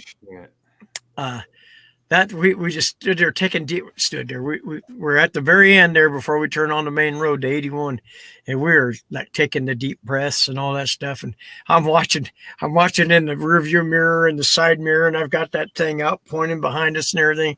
So I said, well, let's go home, man. So she pulls out of there slow, and I've got that thing. I was hoping he'd step out, but he didn't. And it would have just been by then a blob squatch anyway, from that far. But it just, I look at the footage that she has, and we're not going to share that probably until I get really intimately famous. No, God, no. Intimately, if I know you intimately enough for you, you can watch it, because she makes fun of me in a lot of this too. My wife, she's evil kind of. Right. She's back there laughing, but yeah, she makes fun of me because I told her after she got the car started and she backed up, I said, "Don't turn it off." And she used to show her sister this stupid thing, and she'd slow it down and go, "Don't turn it off," just making fun of me. So, but we didn't even know. Gosh, when we pulled out of there, that's all we could do was just like kept saying, "Jesus," taking deep breaths. We just, God, I can't believe this. And we talk about it now. Here we are 5 years later, and it's a constant topic between us, her and I. And we had nobody. We got home and I told my neighbor, we just encountered a Sasquatch, and they're like, "Oh, cool," And I was just like, so I told my brother, "Dude, you'll never believe what happened to us." "Oh, cool." I'm just like, yeah, it's crazy. It's life changing. And I don't know because I never encountered one, but I can imagine if I encountered one, I'd be like you. It'd be like the first time taking acid. Your whole life, your whole perspective changes, and you're never the same. And I want to hear your story about I got to go pee, but I want to hear the story about the horse, the guy and the horse. That was absolutely hilarious. All right, yeah, that's. So, do you have any questions before I go pee? Well, I just had to go get something to drink myself. I've written down a few things here. You 1 second. So, one I saw, and Cornell doesn't have to be here for this, but the other night when I was on Sean's show in the chat, the discussion about evolution and I mentioned evolution happens by necessity over things, and I noticed in the comment you said they have evolved. Do you remember that? Yeah. Okay. What do you mean by that? If you can elaborate. Well, they have evolved within their, like we've evolved for the cities. They've evolved, and I like to say adapted more than evolved for any of us. But in their surroundings, they've evolved to be the masters of their surroundings, of where they live. Their evolution has taken them to a point where they don't need clothes. They have the clothes that are provided by nature itself, and that is the hair. And I also think that I think somebody had touched on that Gigantopithecus thing too. That would have been the fastest evolution of all time if they came from Asia. Yeah, I touched on that. Yeah, eating bamboo. What were they eating on the ice bridge? That was their feet were also messed up. Yeah, right. That was 30,000 miles long. So. And I had actually a long time ago. I'd met back in like 2002 or 3. Met Dr. John Bindernagel. He came to the first Texas Bigfoot conference down there in Jefferson, and he and I talked about that a little bit. And that was always me. I mean, most people say Gigantopithecus went extinct 300,000 years ago. Some put it newer, but that's what I always kind of thought. How would something that was basically a really big orangutan have evolved into what we are hearing about today? Right. So that just never made sense. Sorry, I'm reading Kevin. Kevin, swear to God, Kevin, you're going to get blocked in a second. If you got $1 million, I might, Kevin. Jeez. Oh, but one thing I was going to say, Jay, you were talking about the female you seen, her hair like sparkled or whatever, and it was lichens, whatever. Cornell, do you remember when you were down here and we were shooting the night footage, that fungus on the ground that was glowing in the dark? No. Out in the woods. Do you remember that? I don't remember, no. Well, we've got, and I'm sure you probably got it formatted up there, but down here, you go out in the woods and you'll see things glowing on the ground, and it's a fungus that has a bioluminescence on it. And I thought we pointed that out to you, or was that Elijah pointing it out to me that saw it when we were down there? I remember, no. But anyway, it's commonly out in the woods there. could you imagine if they had been bedding down into that and walking around in the night? You know, they Yeah, would no have that kidding. on Oh, as geez. well, Yeah. you know. I think it was one of Alexander's shows that they talked about that glowing. I think it was. I can't be 100% sure uh, about that stuff you're talking about. Yeah, that would creep me out. And when you get it, it's almost a jelly-like substance. It's not a mushroom. It's just like really is like a fungus. But yeah, that would be something else. Now, and I'm remembering things. Like I say, I didn't know that was you at first the other night, but there were people discussing the Sierra Sounds, and I got the impression you're not real impressed with those. I don't see how anybody can say that's Sasquatch. Now, look, ravens. Okay, here's the thing. For years, I believed, Ron Moorhead. I know I've met him multiple times. His wife Carrie, friends with her, and I asked him recently, how do you know that was Sasquatch? And he said, because whatever engineer that first ever saw it said that that's no human or animal could make that noise, which is crap. But then he said, as far as I'm concerned, it could be an alien. Now, this was his own words back online publicly, that as far as he's concerned, it could be an alien with huge feet. But I was watching a hunting video. I believe it may have been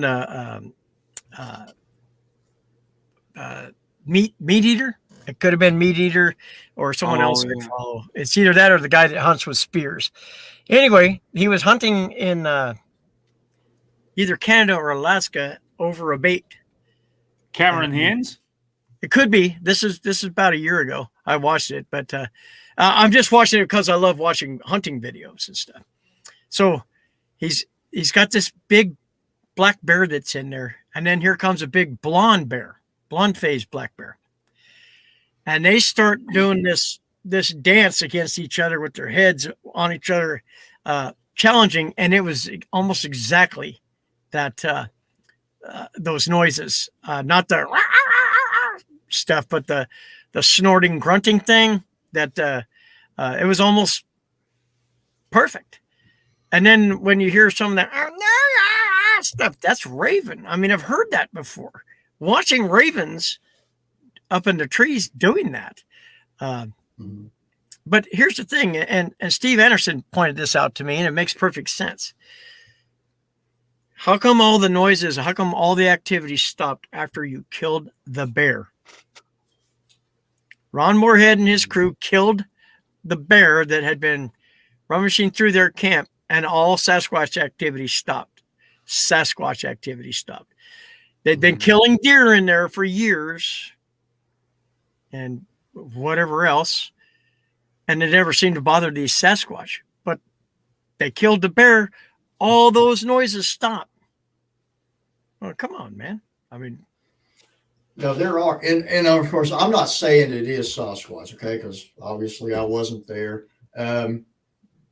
If anything really bothers me about it, it would be I haven't heard recordings of anything that sounds like that from anywhere else. Exactly.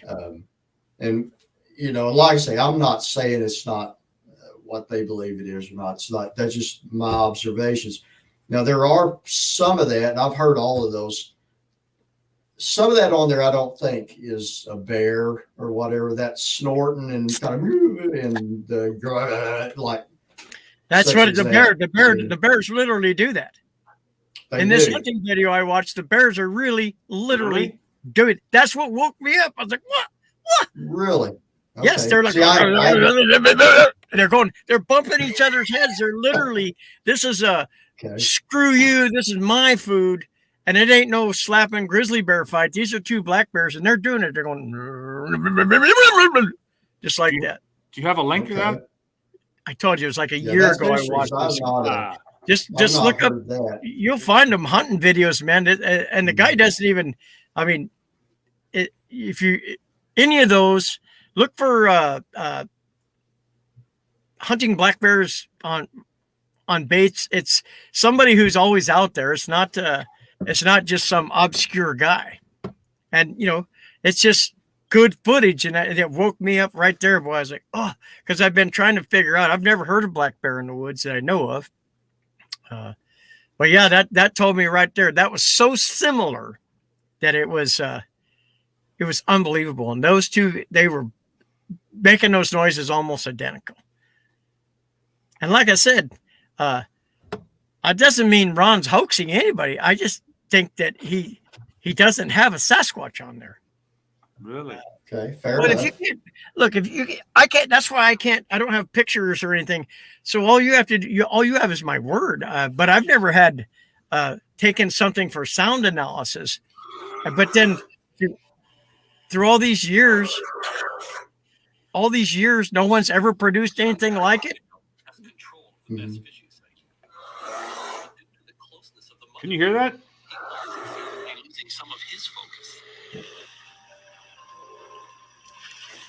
Are you playing the black bear stuff too, Cornell? Yeah. Oh, are you doing it? I looked it up at the same time. Go Okay, ahead, you do it. I'll shut You up. do it. No, I just pulled up black bear sounds. But That's not it.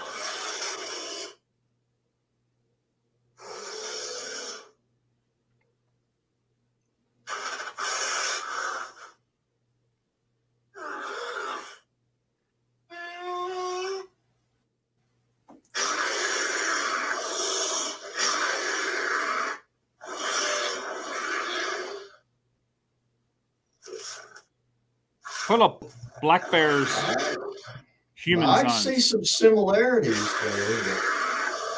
Yeah, well, you have to watch the hunting video where they're just filming these two black bears going at it. They're not slapping each other. They're butting heads like two sheep, and they're doing this nose going on each other's nose, and they're doing that almost identical Sierra sound thing. And they're doing Cornell, pull up Curious Cryptid here. He makes a very good point, and I've seen it down here in the South too. It is the common standard of Sasquatch sound identification. I've never heard anything like that before, therefore it must be Bigfoot. The most common thing that I hear down here that people swear is a Bigfoot that's not is a red fox. And those things can make a scream that'll make the hair stand up on the back of your neck if you're out in the woods. And you're talking about solo camping. I've solo camped 5 times this year. I do it often down here. All I'll say about it is you are definitely more alert when you're out there by yourself. but yeah, the red fox. I even heard there's a guy took a bicycle across the south, north to south, and stopped at a place. Forget what state it was, Bigfoot Museum, and one of the recordings of a Bigfoot you could listen to in there. I heard it, and I'm like, that's a fox. So there's some things that common animals that make some pretty weird sounds. Yeah. Birds too. Boy, birds can really screw your shit up. Ravens can sound like they're talking to people out there in the forest. We have the big ones here in the Pacific Northwest. The big ones. Great big ones. Crows down here. We got crows here in the city, and then ravens up in the mountains. They're big ravens. They'll kill a rabbit. Wow. A baby rabbit,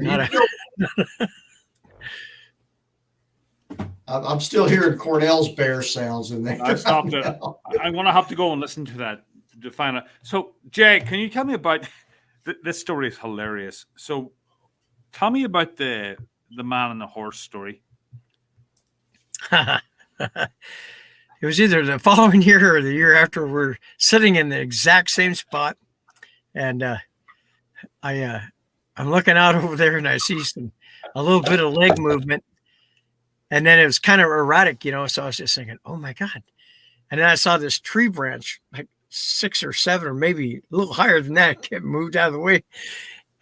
And there's still more branches to come. And I told my wife, I'm hopping up and down. I was like, get the camera, get ready. They're coming right now. They're coming.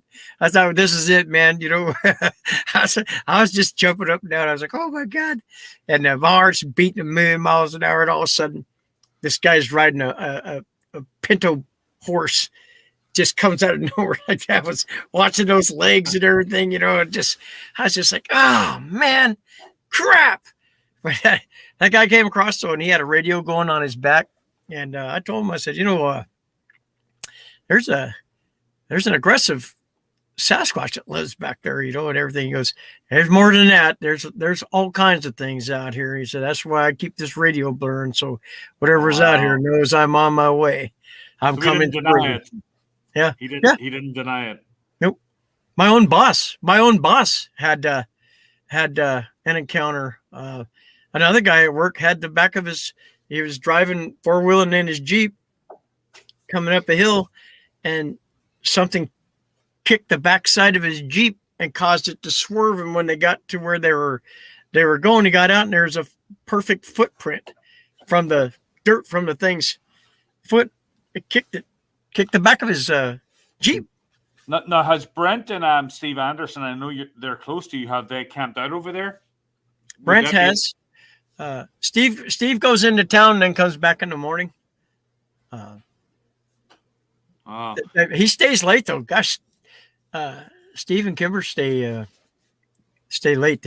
They're like I'd love to go there. They do better than I do as far as So staying away. Are you really near Mount St. Helens?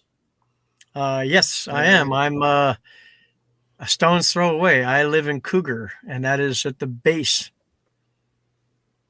So where were you from there when the eruption took place? I was standing in Portland, Oregon. I was 18 years old, National Guard, standing in formation at Cleaver Memorial Armory at 33rd Marine Drive. When the mountain blew, we were having our morning formation while the first sergeant was telling everybody what we're going to be doing for the day and all that stuff. When the mountain blew, we all stood there and watched it blow. Crystal clear vision that's the flatlands over there. And you just perfect. So you can see Mount Hood on this side. You can see Mount Adams, and then you can see Mount St. Helens directly from where we were standing. And our unit was immediately, I was on standby as a company clerk, but the rest of the people, our sergeants and stuff, were immediately deployed to go over and help the Oregon Guard. So what do you think about the bodies found in Mount St. Helens? Is that nonsense? You know, well, here's the thing. Number one, you're not going to trust a National Guardsman with secrets like that. There has to be some sort of clearance. It's just a stupid. Nobody was collecting elk and deer either. There were people dying and dead out there. There was mud flows 20 feet high. There wasn't a bridge that wasn't washed out. It was houses and shit. If you go up toward Silver Lake, you just go up there and they've still got the A-frame house that's buried up to the second level from the day that happened. Just go 10 miles up from us, and there's a gigantic boulder that came from that side of the mountain and landed right next to this creek. Now it's a landmark. Wow. None of these bridges were even accessible. There was no traffic. I don't even know why this. I don't get it. It bothers the shit out of me. Yeah. It bothers me bad because you got guys like Connor posting that crap, and that another guy the other night I saw it on his channel. I don't. Why can't we just stick to the facts? It's another Bigfoot fable. Yes, it's a fable. They were collecting deer, and they didn't have deer in this pile, elk in this pile, sheep in this pile, because we have the varieties of sheep up here too, and goats. They didn't have these all separated into piles, and then they had the one pile that had a. Where would they have done this? This was a national catastrophe. This was unbelievable. I was wearing a mask that following Monday because it was like snowing here in Portland. It was like snowing, but it was ash. Oh, please. Go away. God. I was there, okay? And I'm here now. I can tell you that National Guard, they're not just going to go grab two guys and say, you guys got to keep your mouths shut. You're going to ride with this guy. Type. And some airman from Canada comes too and has to watch this. It didn't happen. There was no place for it to happen. That's the part I wish people would understand. This is a made-up story to get clicks and likes and all that other stupid shit from. That's right there with the on the level of the Bluff Creek Massacre stuff. Absolutely. That's the only way you can make money in Bigfoot is by making up stories. We're all like looking for a retirement gig.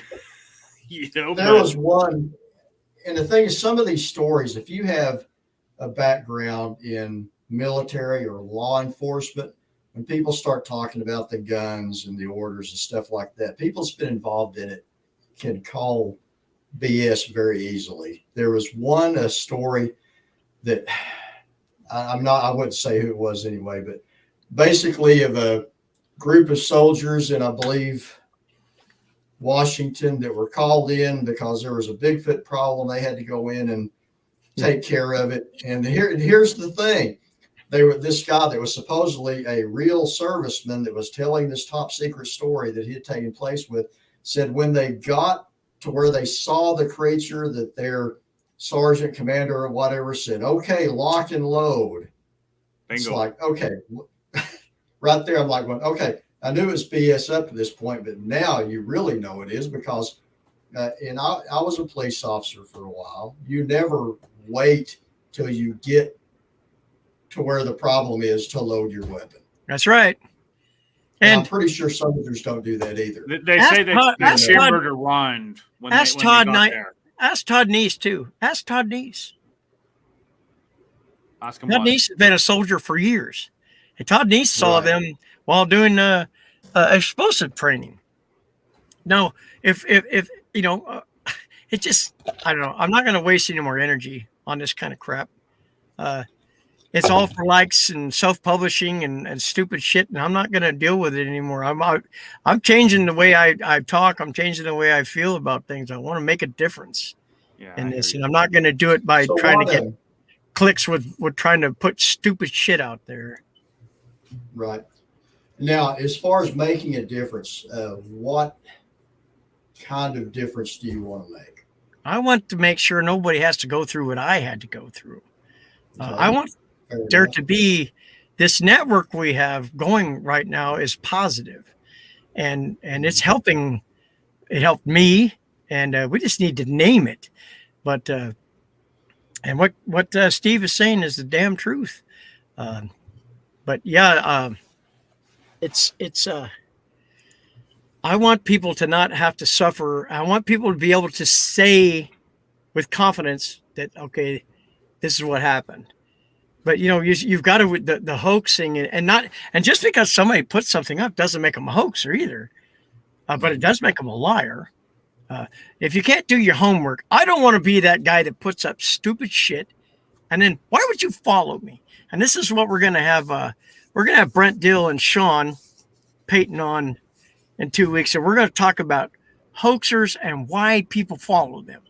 And I'm more concerned about why people follow them than anything. So, you're welcome to come on too if you like. But well, and it falls in the same category as religion, which I, have some theological training as well. But you take nowadays, especially in our age of the megachurch, you take a preacher that preaches a just plain gospel, whatever. He may have 30 people at his church. That same preacher says Jesus personally took him to heaven and showed him around. He'll have 1 million people in a minute. Yep. Giving him as much money as he can beg out of them. It's true. It's the truth, man. And I got a mega church pastor kind of mad at me a few years ago by telling him that to him, Jesus was no different than a chicken is to Colonel Sanders, just a mascot to get people to part with their money. It's that little church on the end of the corner out there that's got 20 people that come in every Sunday and Wednesday or whatever. Those are the people. Look, I'm not religious. I have my own views on that. I'm not an atheist, but I'm not a Christian either. But I think that every building where and that's hollow ground and that's hollow place for worship. And I have more respect for those little house on the prairie type of churches where your 20, 30, 50 people show up and you get an honest sermon. Whether or not I believe it or not is not up to me. Sure. But I believe these are good people. And I think if that's what helps you sleep at night and that's what keeps you from hurting other people or whatever, then that's your calling. And I say bless you. So. Is this what you heard, Jay?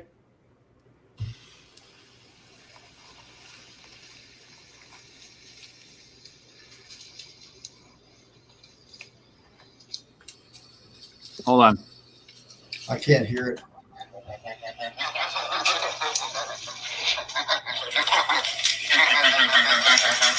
Yeah.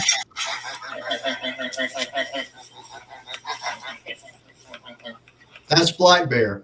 Yeah. Wow. Yeah, and you can see the video. You can see the video. They're doing it. They're.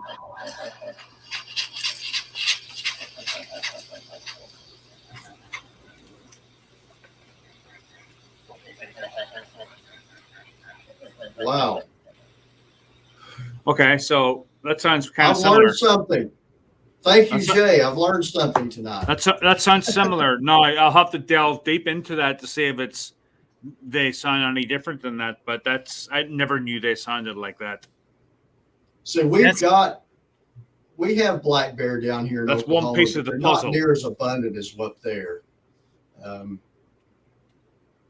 The only time I've seen black bear down here, I've seen them twice, and they were both running the other direction. So I've never heard their. I've seen carrying on like that. I've seen the Sasquatch. Right, this kind of bugs me. I've seen the Sasquatch, but I've never seen a bear. I think we have 22 or 25,000 bears in Washington State. I've never seen a bear. I've come across a big pile of steaming shit before, where literally it's still steaming. And but I've never seen one. I've seen 2 bobcats, and I've never seen a cougar. My wife saw a cougar just last month. My wife saw one for the first time. You've never seen a bear? Is that what you're saying? I've never seen a bear. I saw Gentle Ben when I was a kid, but what's that? Okay. Oh, I was just saying, wow, and that many of them, so they're pretty elusive then, even up there. I've never seen a bear, and they're all over here. I saw shit everywhere. And even where I go hiking, and I've never seen one. And that's true, Steve. That's just one new sound you've learned tonight that a bear makes. Right. Mm-hmm. So, well, it's like Brent.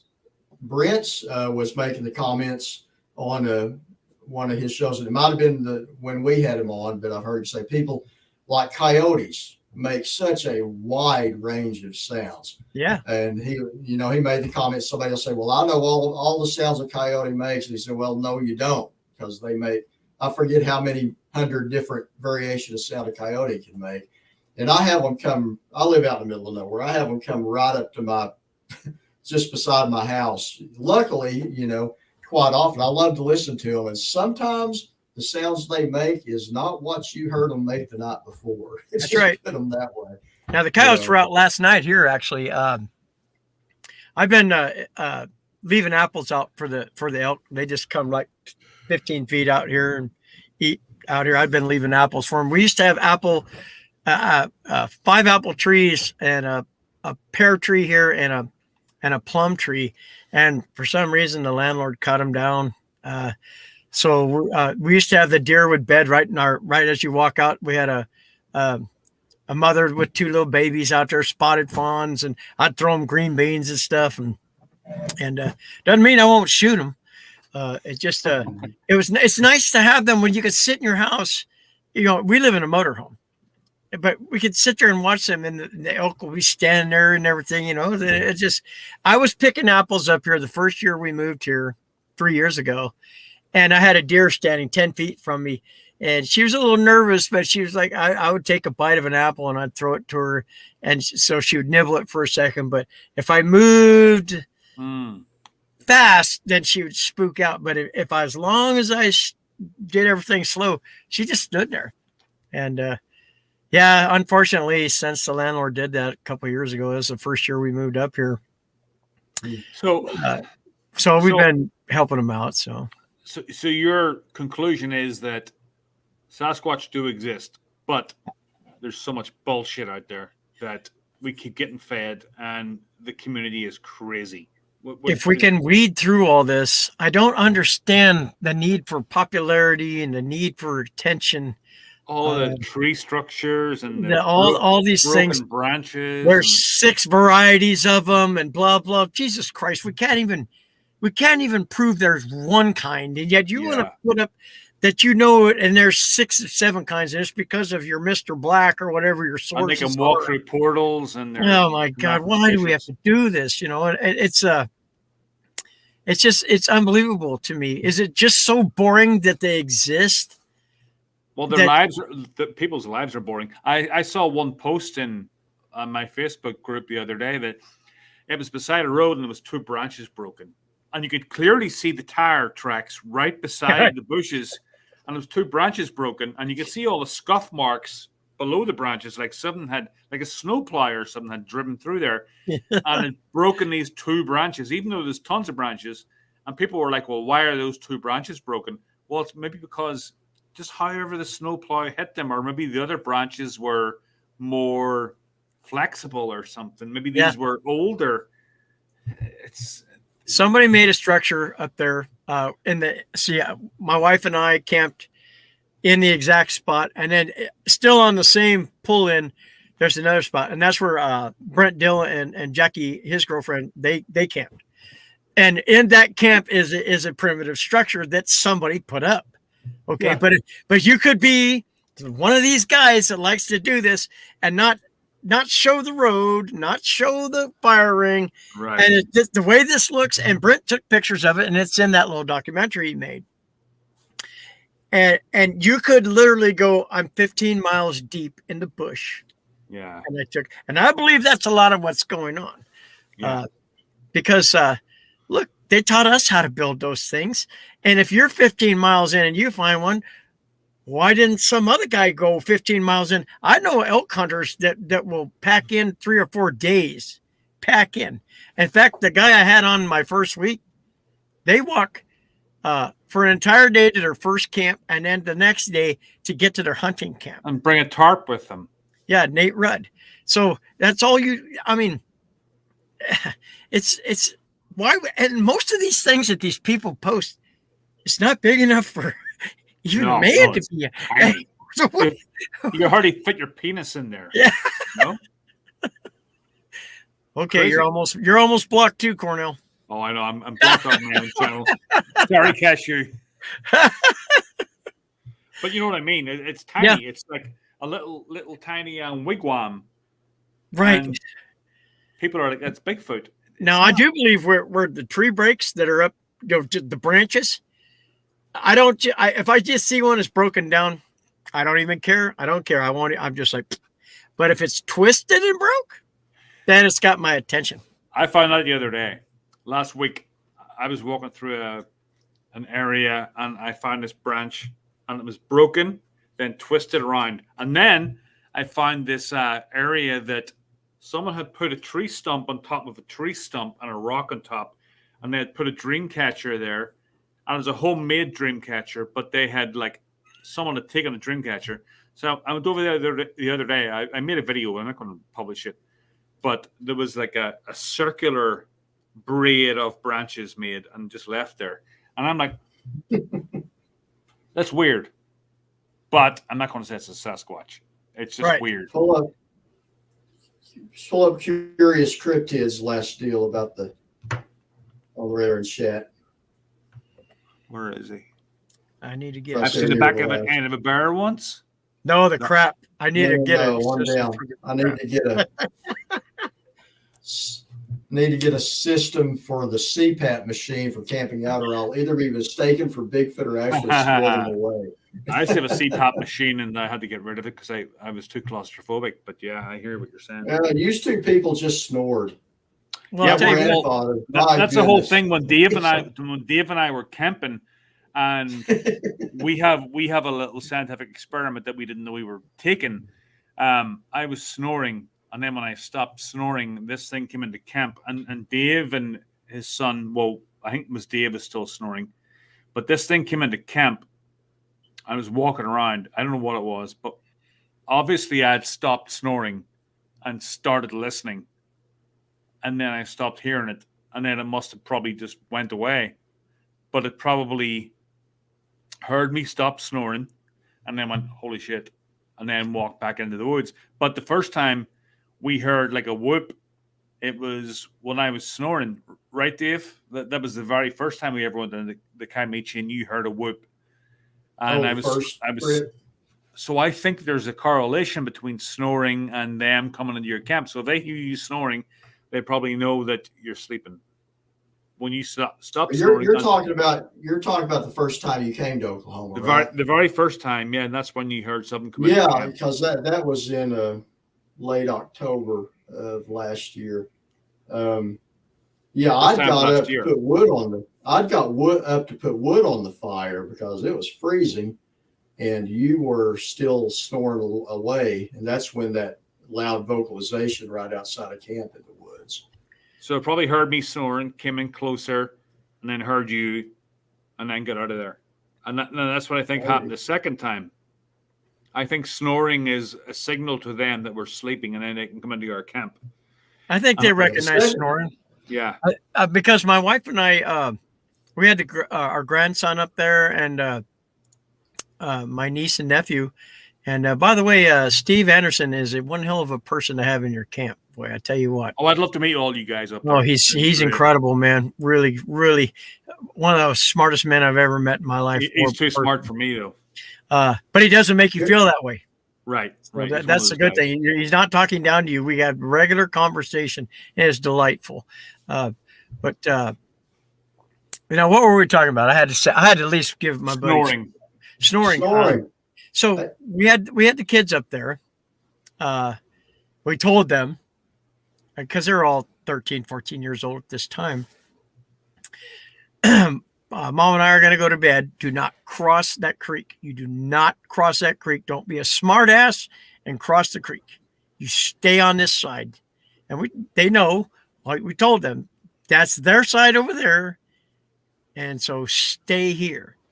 So we went ahead and went to bed, and they just stayed by the fire had been moved for some reason. Somebody's moved that fire so many times, it's not funny, away from there. So that tells me something a little bit too, that something's scaring them. But so anyway, so my wife and I, we're actually have our tent closer that way. So the kids are actually behind us, but we put a digital microphone on that other side, just a $20 Walmart special 4 years ago. Now we heard something dragging like a lodge pole or something, like you're dragging firewood, which it just was just dragging, and then it stopped. And then you heard a couple steps, like an hour later, then you hear a couple steps. Then you hear something sit down right next to that recorder. I mean, right next to it. And then you start hearing the breathing. And it's not panting or anything like that. It's breathing like us. It's type of thing. And you hear the kids on that other side. You can hear this all been picked up. Pretty soon, after a little while, that breathing changes. And it went to sleep. The breathing changed to just a light snore. Went to that when you can tell when someone's breathing and then they fall asleep breathing, there's two different kinds of breathing. And we actually had that for a while. I didn't know how to properly operate this stupid thing. So, but that was very intriguing to me, that literally was watching the kids, the curiosity from them on the other side. They were watching the kids, and because they were just acting natural, they were hooting and hollering and breaking sticks and just being 13, 14-year-olds, cousins. So, that was really unique. But I did forget to tell you that that first weekend, after the female had come down and walked away and all that. I'm sure that the little one had got to the other side. It was just before dark, and we were sitting there at the fire, me and her, and we hear whoop, whoop, just like that. And I was just like, holy crap. So they do whoop. But yeah, that was we just looked we never got up to look for anything. That's the whole thing. We just wanted them to do what they do. And I felt like somehow we had made peace or something once my wife got there. But yeah, it was, that was very intriguing to me. The whooping, that was the first time I'd ever heard it in my life. And a lot of times, you don't realize you hear stuff because you're so busy doing things. Who knows if I've heard that before? I remember my uncle telling me he was in his 40s before he learned how to call an elk. He didn't realize that was the sounds they were making out there, was that high pitched sound. You don't need anything to get a moose. You just walk out there and go. Ooh. I've seen it 100 times on the videos. I watch a lot of hunting videos. What I'm trying to do is train myself to see things that you can't see. I'm trying to find them in a silhouette of some kind. Is my goal, because they hide so well. But so what I do is I watch these videos to see. A lot of times they'll zoom in on something and capture it. And so that's what I'm looking for, is to try to train my eyes to find that kind of stuff to help. Maybe if I could see one from a distance, then maybe I can sit back and watch it for a while to see it. Because I'm not going to kill one or anything like that. I'm trying to train my eyes to see a little, and they're getting worse and worse. I've been a welder for many years, so you only have to get flashed a couple times. Yeah, I did welding. Well, Dave and I, we had spent a couple of nights over in the Camachia, and we caught tons of tree knocks. But we played a video that we were walking around during the day, and Dave was moving his car, and his son was guiding him, and I'm like narrating in the background, and I'm like doing a video. And I'm talking away, and you can hear this bang on a tree, like down to my left. I know it's none of the guys. It's just the same thing as we heard on the recordings we took that night. And it's just a clunk. And I didn't hear it. I was in the middle of talking, and somebody else had to point it out to me. And I actually made a video of it. I'm like, how did I not hear that? And it was a blatant tree knock. To be fair, Cornell caught the audio. He brought a really nice recording unit, and he set it off in the woods, about 100 feet from camp or so. And I think it was something like that. Was an H4M Pro. I'd set it up into the woods both nights. And the second night, the first night is when we had all the activity. The second night, I didn't really get much. But the first night, we got this whoop that none of us heard. And it was bloody loud. It was a loud whoop. But then we had all these single tree knocks all night. And that's what Patrick Vaughan talks about, the single tree knock theory. That's just to say, is it they're here or we're here? I'm not sure what is. Well, and that's in the same area, Cornell, that back in 2003, when me and my friend Brian Baker first went down there investigating a sighting by a man riding horseback down there. Oh, yeah. Something threw a really big rock against a tree outside of our camp that night. 30-pound rock. Like 25, 30-pound rock. And you talk about getting your attention now. To think rationally, it could just as easily drop that thing right on top of us. But it hit the tree It hit the tree 6 feet up. These guys were sitting camping.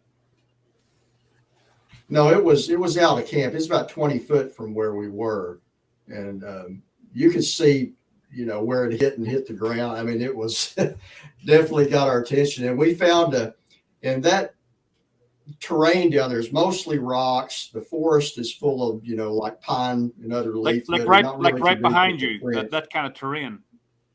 Yeah. The picture that's my background on this is a picture I took down in, that's the Upper Mountain Fork River in the Ouachita National Forest right there. But we were able to cast a kind of a poor track the next morning. It was in a mud puddle about 30, 40 foot from camp, and it had crossed the road right there. It left imprints in the pine needles, but you could see just a little bit of a heel sticking out in the water. And I said, that looks like a heel. And we got creative, and I literally built a little dam around where I thought that would be and used up a couple of rolls of paper towels, setting it in that water till it sucked enough out of it to pour plaster in it and make a cast. And it actually worked out. The plaster actually displaced the rest of the water as you poured it in there. Do you have that print right now, Dave? Do you have that? It's at work. Oh, okay. Yeah, it's in my store, but I mean, it's not real detailed because, you know, it's in a mud puddle, but I mean, it's a humanoid track, wide, flat footprint. Nice. Yeah, I think that that some of the ones we found up here, I had taken pictures after that. They definitely hang around that creek quite a bit in that, but I had the rifle butt of my shotgun again on, and it was as long as the rifle butt. No good toe type of things, but nothing else is going to have a foot like that.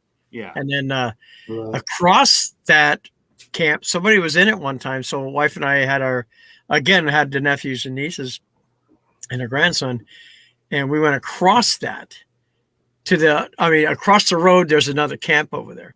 So we camped there that weekend. And there's two trees that come up. You get the big camp. There's two trees that come up like this. And so my wife we were putting the coolers down in front of that, you know, and we always set up a little kitchen area and stuff like that. So she walked around it. She was going to go ahead and put something behind those trees. And she's like, come here. I go over there. And there's this one print. It's about, probably that long. It was in about a good inch deep. One of them had stood there using those two trees to look through into the camp at some point. But it left a good print. And no, I don't know if she took pictures. You know, we never think about it when we're out there. Just it's ridiculous. And that's why, you know, hey, look, people always say something about, why did you take a cast? Why did you do this? That, especially that weekend that I had to deal with, that the last thing on my mind. I couldn't think straight anyway. So that's Cornell, you mentioned the cast on my YouTube channel. If you go back to one of my earlier videos titled Kaimishi Expedition Future or Past and Future Expedition, something like that, it's the thumbnail is me and Brian sitting out in the woods on a couple of tree stumps, and I have a couple of those casts that we took in that area in that video. If you go back and look at those, look at that. All right. So anyway, we got an after show lined up if you guys have time. After show? Oh, yeah.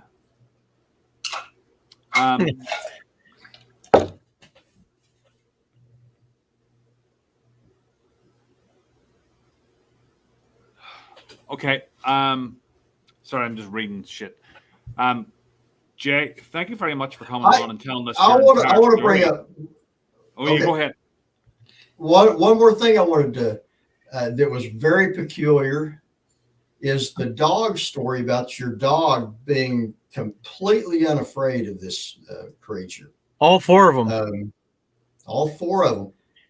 Is all this four an of area where you frequent quite a bit with the dogs? The Yakult burn was one of our state's biggest burns at one point, a wildfire. It's I don't remember the exact years, but it's growing back and all that stuff. That's probably the second time they'd been in there. They literally had run after coons, bears. They'd run after deer. They'd run after elk, and occasionally tree a raccoon. Right. Yeah, they were right there with this thing. And so why do you think they would be so comfortable approaching one of these like that? Well, that thing didn't seem to me like it was upsetting anyway, and the dogs were just like sniffing around the ground and stuff. And then Dixie, my friend's plot hound, literally came up on it. So I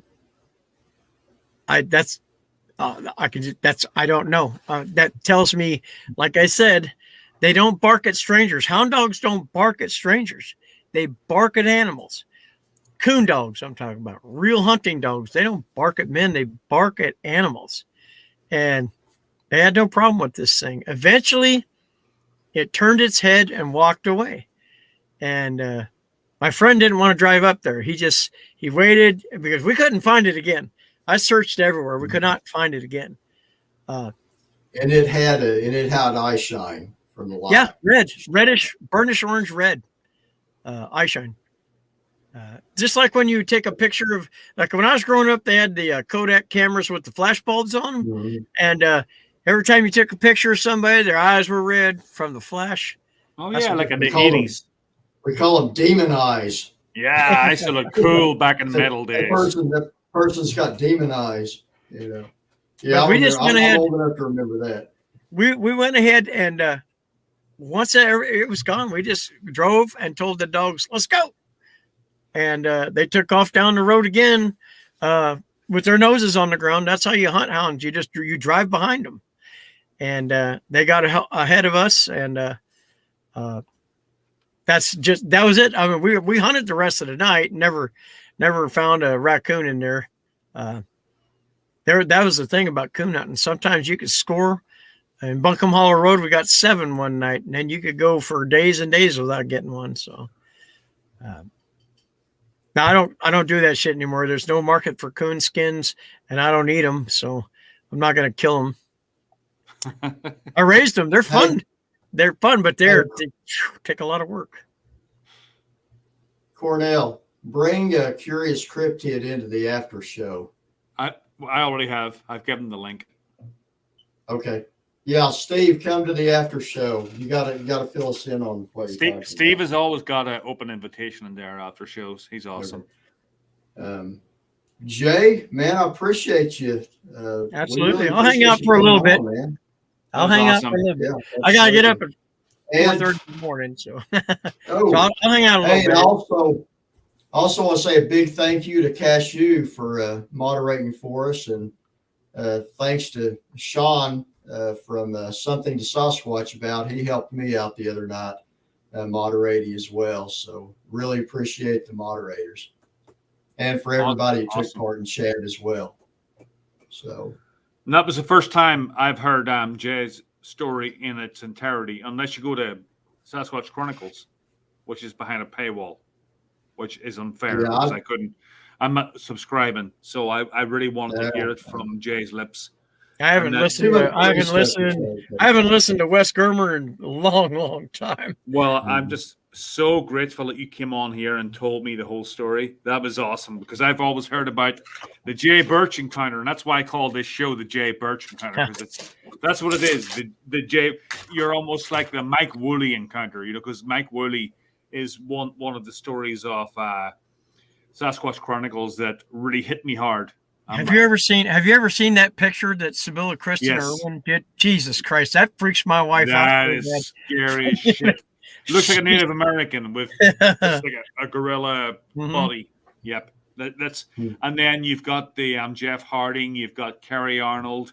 There's only a few encounters I believe in, but you're one of them. Kerry's is a good encounter. Fantastic. Kerry was actually our first guest. He came on and shared that. And I believe that, and I believe you, Jay, and I think it's very credible. So, guys, well, thank you all very much for joining us, and I will speak to you guys later.